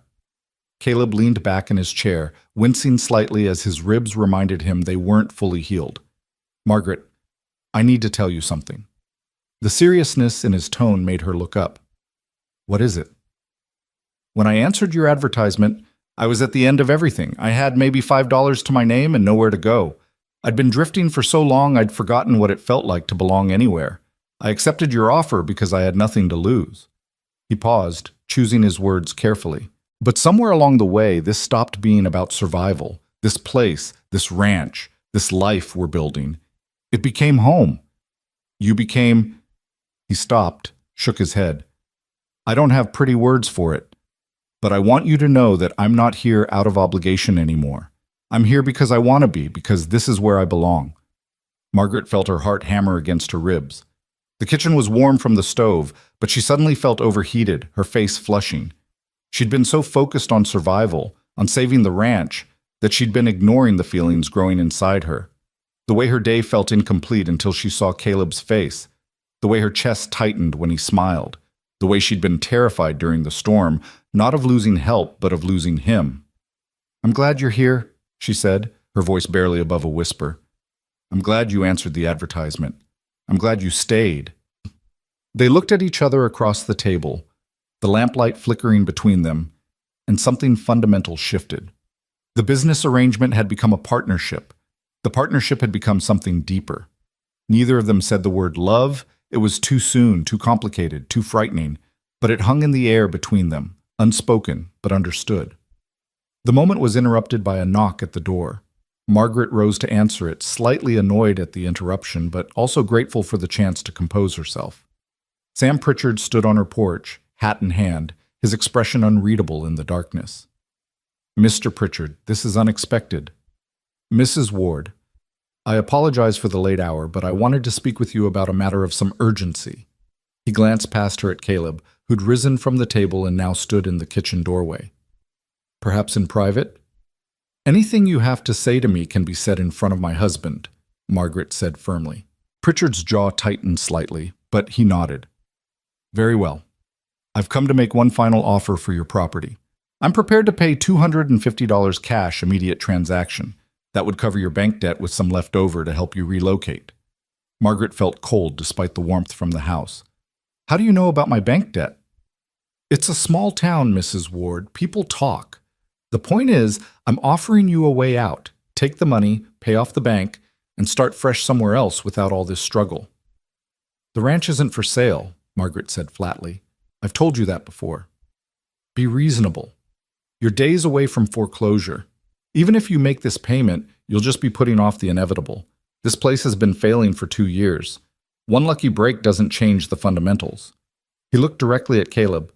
"And no offense to your husband, but one man, especially one who arrived with nothing, can't turn around a sinking ship." Caleb stepped forward, moving to stand beside Margaret. When he spoke, his voice was calm, but carried an edge of steel. "Mr. Pritchard, my wife has given you her answer. Multiple times, it seems. The ranch isn't for sale. Not to you, not to anyone. We'll make our bank payment, and we'll keep making them. This land is ours, and we're not giving it up." Pritchard's expression hardened. "You're making a mistake, both of you. When this place fails, and it will fail, don't come crying to me for help." "We won't," Margaret said. "Good night, Mr. Pritchard." She closed the door in his face and leaned against it, her heart pounding. Through the window, she watched Pritchard climb into his expensive buggy and drive away, the wheels kicking up dust in the darkness. "He knows about the bank payment," she said, "which means he's probably been talking to someone at the bank, probably waiting for us to fail so he can swoop in at the foreclosure auction." "Then we'll just have to disappoint him." Caleb moved back to the table and sat down. his expression thoughtful. Although I wonder why he's so eager to get this particular piece of land. He already owns twice as much property. What makes this ranch so special? It was a good question, one Margaret had wondered herself, but she was too exhausted to puzzle it out tonight. Tomorrow would bring new challenges. Tonight, she just wanted to rest and hold on to the fragile hope they'd built. The next 3 days passed in a blur of anxiety and activity. The freight hauler sent word that the mill had accepted the logs and the full payment would be delivered by Friday morning, the day before the bank payment was due. Margaret spent her time finishing up every scrap of paying work she could find, while Caleb continued his bookkeeping jobs in the evenings. They worked like people possessed, driven by the knowledge that they were so close to their goal. Friday morning dawned clear and cold. Margaret was up before the sun, too nervous to sleep. She made coffee and paced the kitchen, watching the eastern horizon gradually lighten from black to gray to pale gold. The freight hauler was supposed to arrive by mid-morning with the payment from the mill. If he didn't come, if something had gone wrong with the timber sale, they'd fall short. All their work, all their sacrifice, would be for nothing. Caleb found her standing at the window, her hands wrapped around a coffee cup that had long since gone cold. "He'll come," Caleb said quietly. "You don't know that. I know that we've done everything we can. The rest is out of our hands." He took the cold coffee from her and poured her a fresh cup. "Come eat something. Worrying on an empty stomach won't help anything." They choked down breakfast neither of them wanted, then found busy work to keep their hands occupied while they waited. Margaret reorganized the pantry for the third time that week. Caleb sharpened every tool in the barn until they could split hairs, and still the freight hauler didn't come. 10 o'clock passed. Then 11. By noon, Margaret was ready to climb out of her skin with anxiety. Had there been an accident? Had the mill rejected the logs after all? Had the freight hauler simply taken their money and run? At noon, they finally heard the rattle of wagon wheels approaching.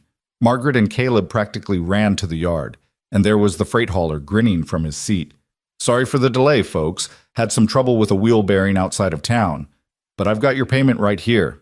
He climbed down and pulled an envelope from his coat. The mill was mighty pleased with the quality of that lumber, paid top dollar for it. Margaret's hand shook as she opened the envelope and counted the bills inside. $45. More than they'd hoped for. Combined with what they already had and what they'd earned over the past few days, it would be enough. More than enough. She looked at Caleb, and the relief and joy in his expression probably mirrored her own. They'd done it. Against all odds, despite every setback and obstacle, they'd done it. That evening, they counted their money one final time. $273. They needed $300 for the bank, but they had one more day to make up the difference. Margaret had teaching scheduled for Saturday morning, which would bring in $3. Caleb had agreed to help Owen at the blacksmith shop, another $2, and they had a few items they could sell. Some tools they'd been holding on to, some household goods they could spare. Together, it would be enough. "We should celebrate," Caleb said, looking at the pile of money on the table. "This is a victory worth marking." Margaret realized he was right. They'd been so focused on the goal that they hadn't stopped to appreciate what they'd accomplished. In just over a month, they'd earned enough money to save the ranch. They'd turned a failing property into something viable. They'd built a partnership out of desperation and made it into something real and valuable. She pulled out a bottle of whiskey she'd been saving, bought back when Thomas was alive, meant for special occasions. This qualified. She poured 2 small glasses and handed one to Caleb. "To survival," she said, raising her glass. "To home," Caleb countered, touching his glass to hers. They drank, the whiskey burning warm down Margaret's throat. And then, because she was feeling brave and relieved and something else she didn't want to examine too closely, she set down her glass and did something she'd been wanting to do for weeks. She kissed him. It was brief, tentative, barely more than a brush of lips. But it was enough to send her heart racing and make her face flush hot. She pulled back, suddenly mortified. "I'm sorry, I shouldn't have..." Caleb's hand came up to cup her cheek, his thumb brushing across her skin. "Don't apologize." His voice was rough. "I've been wanting to do that since about the second week I was here, but I didn't know if you wanted... If this was just... It's not just anything anymore," Margaret said, her hand covering his where it rested against her face. "I don't know exactly what it is, but it's not just a business arrangement. Not for me." "Not for me either." He leaned forward and kissed her properly this time, his lips warm and sure against hers. It was everything their first kiss in the pastor's parlor hadn't been, real and wanted and full of unspoken promise. When they finally pulled apart, Margaret rested her forehead against his, breathing hard. "We should probably figure out what this means, what we are to each other." "Later," Caleb said, smiling. "Right now, let's just be grateful we made it this far. Tomorrow we'll pay off the bank. The day after that, we'll figure out the rest." Margaret woke the next morning with a sense of anticipation so strong it felt like electricity in her veins. Today was the day. After weeks of backbreaking work, after selling everything they could spare, after countless hours of worry and fear, they would finally walk into that bank and make their payment. They would save the ranch. She dressed carefully in her best clothes, the blue dress she'd worn to her wedding, freshly pressed. She pinned her hair up with extra care and even dabbed a bit of rose water on her wrists, something she hadn't done in months. When she emerged from her room, she found Caleb already in the kitchen, similarly dressed in his cleanest shirt and trousers. He'd even trimmed his hair, though the job was slightly uneven, clearly done by his own hand with a dull pair of scissors. "You look nice," he said, his eyes warming as they took her in. "So do you." Margaret felt herself blushing and turned away to pour coffee. Last night's kiss hung between them, unacknowledged but present in every glance and movement. They'd opened a door neither of them was quite sure how to walk through yet. They ate a quiet breakfast, both too nervous to make much conversation. After they cleaned up, Margaret went to the shelf where they'd been keeping the mason jar. She upended it on the table, and they counted the money one final time. $273. They needed 27 more. "Teaching money from this morning," Margaret said, checking her list. "That's $3. Your work at the blacksmith shop, 2 more. And I have these items we can sell." She gestured to a small pile on the counter, some tools, a silver picture frame, a wool blanket they could spare. "The blanket alone should fetch $5, Caleb said. "The tools another 3. We'll have enough." Margaret felt something loosen in her chest. They would have enough. After everything, despite all the obstacles, they were going to make it. She spent the morning teaching reading to 6 children whose parents worked in town and needed someone to mind them on Saturday. The children were restless and distracted by the spring weather outside, but Margaret got them through their lessons and collected her $3 with gratitude. Meanwhile, Caleb worked at the blacksmith shop, helping Owen complete a rush order for a farmer who needed his plow repaired before planting season. By early afternoon, they'd met back at the ranch and made the rounds to sell their remaining items. The blanket went to Mrs. Henderson for $5. Martin Palmer bought the tools for $3.50, seeming almost apologetic as he handed over the money. By the time they finished, they had $306.50. They had done it. They had actually done it. Margaret stood in the ranch yard, holding the envelope full of money, and felt tears prick her eyes. For the first time in 2 years, she could breathe without the crushing weight of imminent failure pressing down on her chest. The ranch was safe. Her home was safe. Everything Thomas had worked for, everything she'd fought to preserve, was secure. "Ready?" Caleb asked, offering his arm. She took it, feeling the solid strength of him beside her. "Ready." They rode into Red Creek together in the wagon, the afternoon sun warm on their shoulders despite the lingering chill in the air. Spring was coming. Margaret could see it in the green shoots pushing up through the soil, in the way the light had changed, in the birds that had begun to return from their winter territories. Spring meant renewal, new growth, fresh starts. It felt fitting somehow. The bank was located on Main Street, a solid brick building that had always seemed vaguely threatening to Margaret. She'd avoided it as much as possible over the past months, each visit a reminder of her mounting debt and precarious situation. But today, she walked through the front door with her head held high, and her hand tucked into the crook of Caleb's arm. The interior was dim and cool, with a high ceiling and dark wood paneling that absorbed light. 3 teller windows lined one wall, and behind them sat Harold Winters, the bank manager. He was a thin man in his 50s with wire-rimmed spectacles and the permanently pursed expression of someone who found the entire world vaguely distasteful. He looked up as they approached, and Margaret watched his eyebrows climb toward his receding hairline. He'd probably expected never to see her again except at the foreclosure auction. "Mrs. Ellison, excuse me, Mrs. Ward," he said, his tone carefully neutral. "What can I do for you today?"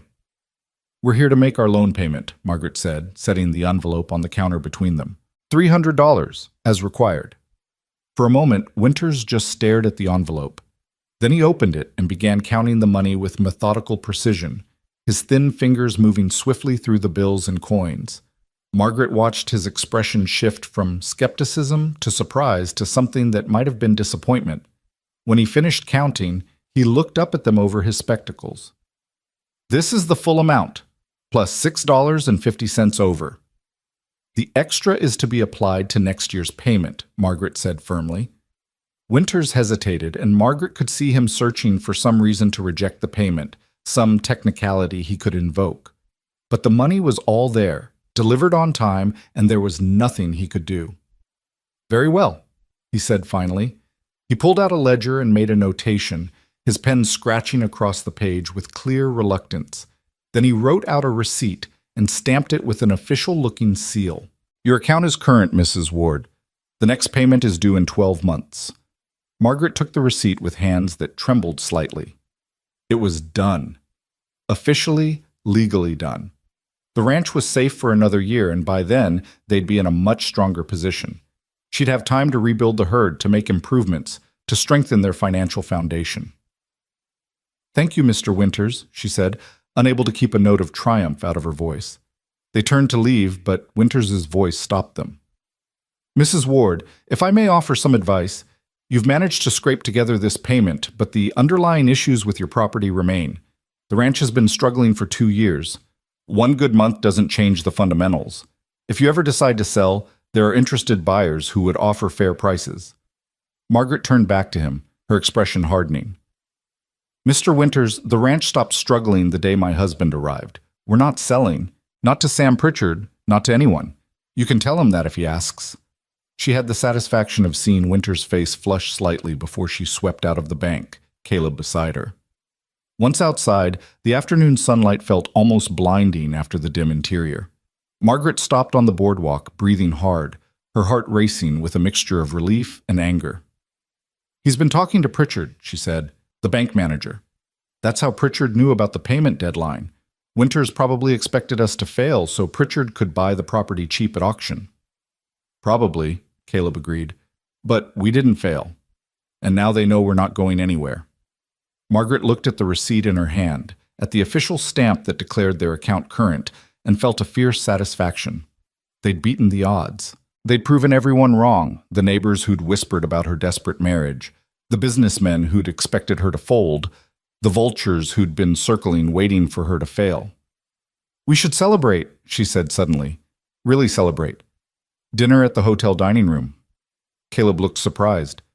"Margaret, we just scraped together every penny we had. Can we afford—" "We have $6.50 more than we needed," Margaret interrupted.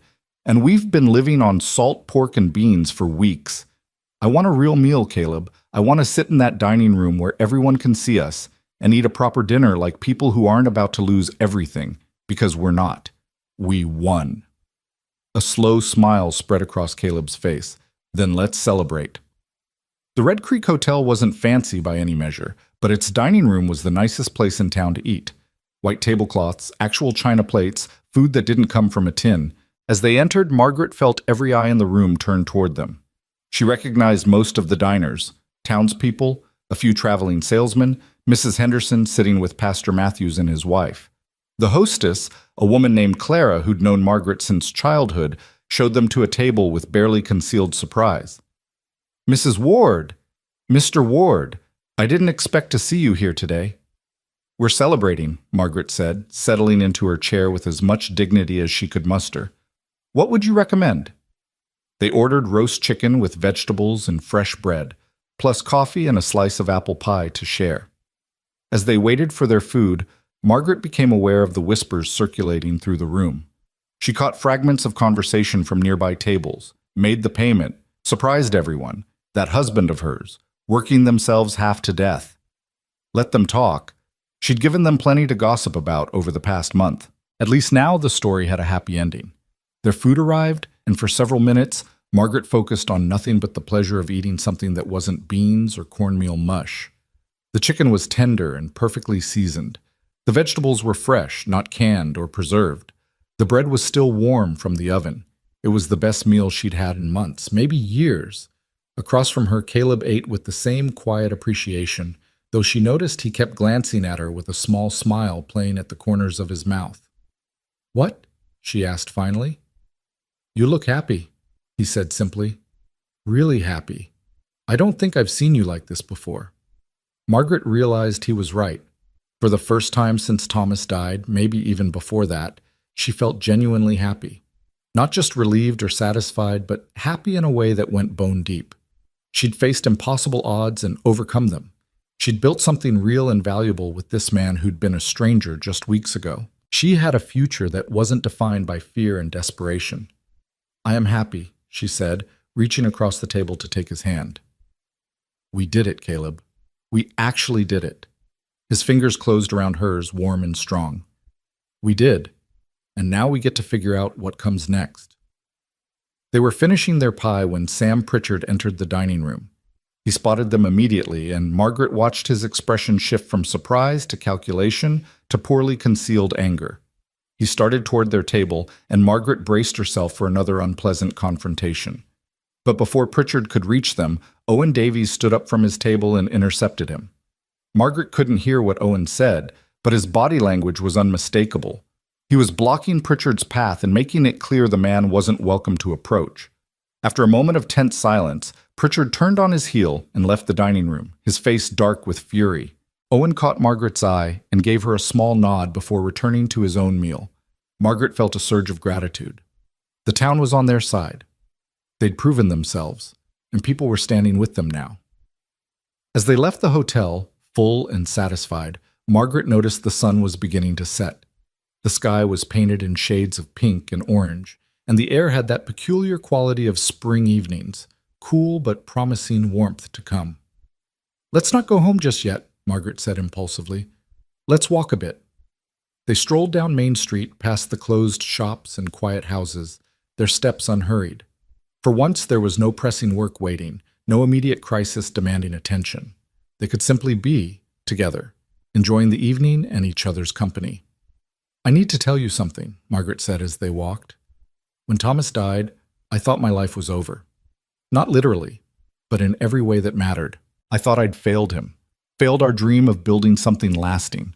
For 2 years, I was just surviving, getting from one day to the next without any real hope that things would improve." She paused, gathering her thoughts.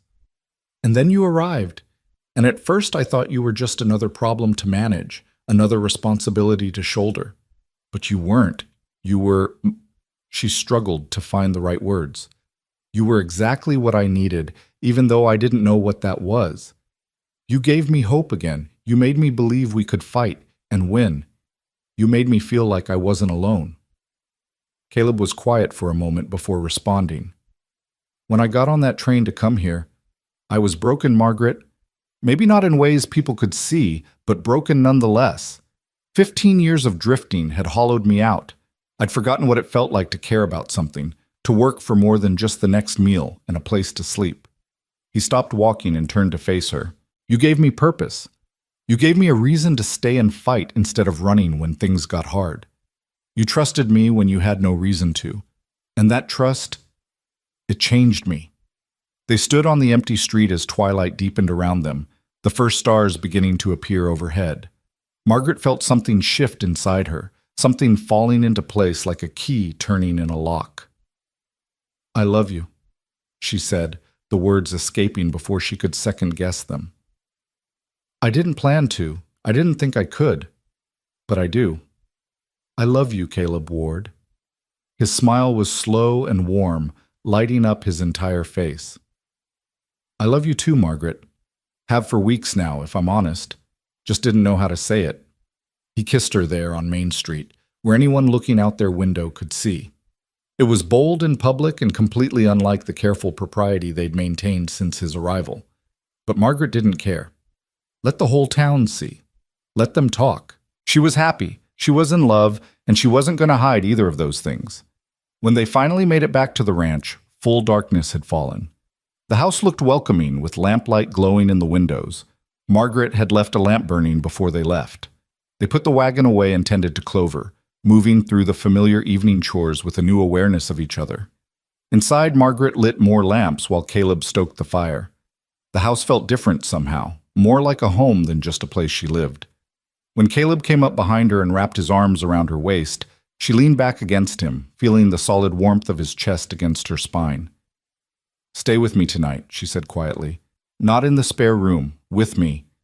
She felt him tense slightly. "Margaret, are you sure? We don't have to rush anything. I'm not going anywhere." "I'm sure." She turned in his arms to face him. "We're married, Caleb. Really married now. Not just on paper. And I want this to be real in every way. If you want that too." "I do," he said, his voice rough with emotion. "God, Margaret, I do." They made their way to her bedroom, their bedroom now, with a mixture of nervousness and anticipation. It had been so long since Margaret had been with a man, and never with anyone but Thomas. But Caleb was patient and gentle, taking his time, making sure she was comfortable at every step. And when they finally came together, it felt right in a way that went beyond the physical. It felt like the final piece of their partnership clicking into place, the last barrier between them dissolving. Afterward, they lay tangled together in the darkness, Margaret's head on Caleb's chest, listening to his heartbeat gradually slow. His fingers traced lazy patterns on her bare shoulder, and she felt more at peace than she had in years. "We need to talk about the future," Caleb said eventually. "Really talk about it. What we want to do with the ranch, how we want to build our life together." Margaret propped herself up on one elbow to look at him. "What do you want?" "I want to make this place thrive, not just survive. I want to improve the herd, maybe add some crops. I was thinking we could plant wheat in the southern fields. The soil's good there, and with proper management, we could diversify our income." He paused. "And eventually, if you want, I'd like to have a family, children, but only if that's something you want too." The thought sent a flutter through Margaret's stomach, part fear, part excitement. She'd never had children with Thomas. They'd tried for years without success, and eventually they'd accepted it wasn't meant to be. But maybe with Caleb, things would be different. "I'd like that," she said softly. "All of it. Building this place up, making it something we can be proud of. And yes, children. A family." She smiled. "We're going to need a bigger house eventually. One step at a time," Caleb said, pulling her back down against his chest. "First, we get through the rest of winter and into spring. Then we can start planning for the future." They fell asleep like that, wrapped around each other, and Margaret slept more soundly than she had in months. The next few weeks brought a gentler rhythm to their lives. With the immediate crisis past, they could focus on longer-term improvements rather than just desperate survival. Caleb drew up plans for expanding the barn and adding a proper workshop. Margaret started a kitchen garden, planting seeds for vegetables they could eat fresh rather than relying on preserved goods. Together, they worked on rebuilding the herd, carefully selecting which cattle to keep and which to sell to generate operating capital. Spring arrived in earnest, transforming the prairie from brown and dormant to green and alive. Wildflowers dotted the hillsides. Birds returned to nest in the barn rafters. The cattle grew fat on new grass, and the horses seemed to prance with the joy of milder weather. The ranch, which had looked so desolate and failing when Caleb first arrived, was beginning to bloom. But success brought its own challenges. As word spread that the Ellison Ranch had not only survived but was thriving, more people came around. Some offering genuine friendship, others looking to take advantage. Salesmen appeared selling everything from patent medicines to farm equipment. Neighbors who'd ignored Margaret for 2 years suddenly wanted to borrow tools or ask advice. And Sam Pritchard, rather than accepting defeat, seemed to grow more persistent in his interest in their property.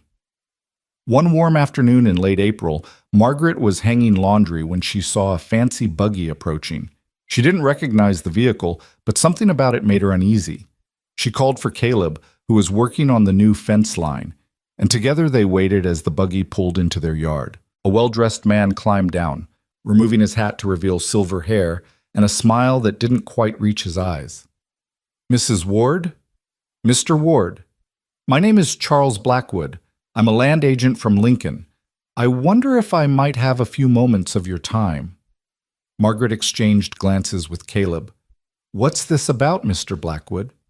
I represent a consortium of investors interested in acquiring properties in this region. We've heard about your ranch and believe it would be an excellent addition to our portfolio. He pulled a document from his coat. We're prepared to offer you $4,000 for the property, including all buildings, livestock, and equipment. That's nearly twice what it's worth on the open market. Margaret felt her stomach drop. $4,000 was a fortune, more money than she'd ever dreamed of having. They could pay off every debt, buy a smaller property somewhere else, live comfortably for years. But this land wasn't just about money. It was her home. It was Thomas's legacy. It was everything she'd fought to preserve. The ranch isn't for sale, she said firmly. Blackwood's smile never wavered. Mrs. Ward, I understand attachment to one's property, but please consider the practical aspects. You've struggled for years to keep this place afloat. You've only just avoided foreclosure. Why continue that struggle when you could sell for a substantial profit and start fresh somewhere easier? Because this is our home, Caleb said, his voice hard. And we're not struggling anymore. We're thriving. So I suggest you get back in your fancy buggy and tell your investors they'll need to look elsewhere. Blackwood's expression finally shifted, becoming colder. I should mention that we're prepared to acquire this property one way or another. We have partnerships with the bank and several local creditors. If you won't sell voluntarily, we can make life very difficult for you. Is that a threat? Margaret asked, anger rising in her chest. It's simply a statement of fact. We always get the properties we want, Mrs. Ward. Always. You'd be wise to take the money and avoid future complications. Get off my property, Margaret said, her voice shaking with fury. Now! Blackwood studied them both for a long moment, then replaced his hat and climbed back into his buggy. You'll regret this decision. We'll be in touch. He drove away, leaving only dust and a sense of foreboding. Margaret turned to Caleb, her earlier happiness evaporating. What was that about? Why would investors from Lincoln care about our small ranch? I don't know, Caleb said slowly. But I intend to find out. There's something going on here, something bigger than we realize. Pritchard's been trying to buy this place for 2 years. Now a consortium from Lincoln? There's something about this land they want, something valuable enough to threaten us over. Over the next few days, Caleb did research. He talked to other ranchers in the area, asked questions at the land office, dug through county records. What he discovered was troubling. The railroad, he told Margaret one evening as they sat at the kitchen table. There are plans, still unofficial but pretty certain, to run a new rail line through this area within the next 2 years. Any property along the proposed route will increase in value tenfold, maybe more. Towns will spring up along the line, commerce will boom, and our ranch sits right in the middle of the most likely route. Margaret stared at him, trying to process the implications. So Pritchard knew. He's been trying to buy the property cheap before the news became public. And now these investors know too. They want to acquire as much land as possible before the railroad announces officially and prices skyrocket. Exactly. If we hold on to this land, we could be sitting on a gold mine. We could sell portions to the railroad, lease land to new businesses, maybe even start a town of our own on the property. Caleb paused. But it also means we're standing in the way of some very powerful, very wealthy people who don't like being told no. The weight of this settled over Margaret like a physical thing. They'd worked so hard just to survive, to save the ranch from foreclosure. Now they had to defend it against people with far more resources and far fewer scruples. What do? She asked. We stay, Caleb said firmly. We hold our ground. We document everything, every offer, every threat, every attempt to pressure us. We make sure everyone in Red Creek knows what's happening so these investors can't do anything underhanded without witnesses. And we prepare for a long fight because they're not going to give up easily. Margaret reached across the table and took his hand. A month ago, she would have faced this threat alone, terrified and overwhelmed. But now she had Caleb beside her, and together they were stronger than she'd ever been by herself. Then we fight, she said. We've beaten impossible odds before. We can do it again. Over the following weeks, the pressure campaign began in earnest. Suddenly, Getting credit at the general store became difficult. The feed supplier raised his prices without explanation. A fence was mysteriously cut in the night, letting cattle wander onto neighboring property. Small harassments designed to wear them down, to make them desperate enough to accept any offer just to end the struggle. But Margaret and Caleb refused to break. They paid cash when credit was denied. They found alternate suppliers when necessary. They rode fence every night to check for damage and repaired it immediately. They documented every incident and made sure Pastor Matthews, Owen Davies, and other trusted community members were aware of what was happening. The town began to take sides. Some people, those with business relationships with Pritchard or ties to the bank, started treating Margaret and Caleb coldly, but others rallied around them. Owen Davies spoke loudly in the saloon about unfair business practices. Mrs. Henderson made sure everyone at her boarding house heard about the pressure campaign. Pastor Matthews delivered a sermon about standing up to bullies and protecting the vulnerable. Red Creek was a small town, but it had a strong sense of community and justice. And the more Pritchard and his associates pushed, the more people pushed back. One evening, Margaret and Caleb returned from town to find someone waiting at their house. It was a young man in his early 20s, thin and nervous-looking, sitting on their porch steps. "Can we help you?" Margaret asked cautiously. The young man stood quickly, hat in hand. "Mrs. Ward, Mr. Ward, my name is Timothy Blake. I work as a clerk at Pritchard's ranch. I need to tell you something important."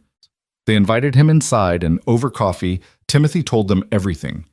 Pritchard had been meeting with Blackwood and the other investors. They were planning to drive Margaret and Caleb off the land through whatever means necessary, legal or otherwise. They'd discussed buying up all the mortgages and notes they could find to create financial pressure. They'd talked about bribing county officials to cite violations and find the ranch into bankruptcy. And if all that failed, there were darker suggestions about accidents and fires that would make the property unlivable. "I couldn't be part of it," Timothy said, his voice shaking. "My father worked for your late husband, Mrs. Ward. He always said Mr. Ellison was a fair man, an honest man.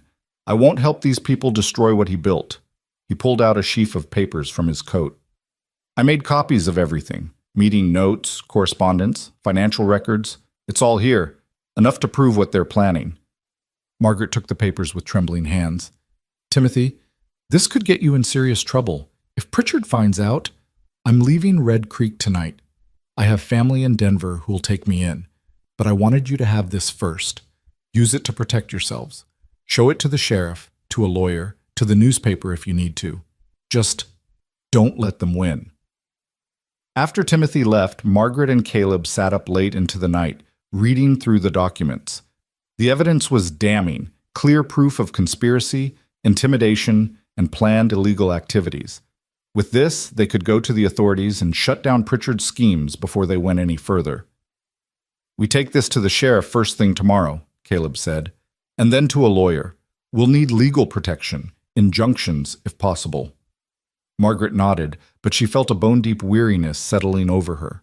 They'd saved the ranch from foreclosure, only to face an even bigger threat. When would it end? When would they finally be allowed to just live their lives in peace? As if reading her thoughts, Caleb pulled her close. "I know you're tired. I am too. But we're not giving up. We've come too far to quit now." "I know," Margaret said, leaning into his strength. I want to wake up one morning and not have to fight. I want to work the land and raise our family and grow old together without constantly looking over our shoulders for the next threat." "We will," Caleb promised. "We'll get through this, and then we'll have that peace, I swear it." Margaret wanted to believe him. And maybe, just maybe, with the evidence Timothy had given them and the support of their community, they actually could win this fight. They'd beaten impossible odds before. They could do it again. They had to. The sheriff's office occupied a small brick building at the end of Main Street, marked by a faded sign and iron bars on the windows. Margaret and Caleb arrived just after dawn, the documents Timothy had given them secured in a leather satchel. Sheriff Thomas Brennan was already at his desk, a cup of coffee steaming in front of him as he reviewed overnight reports. He looked up when they entered, his weathered face showing surprise.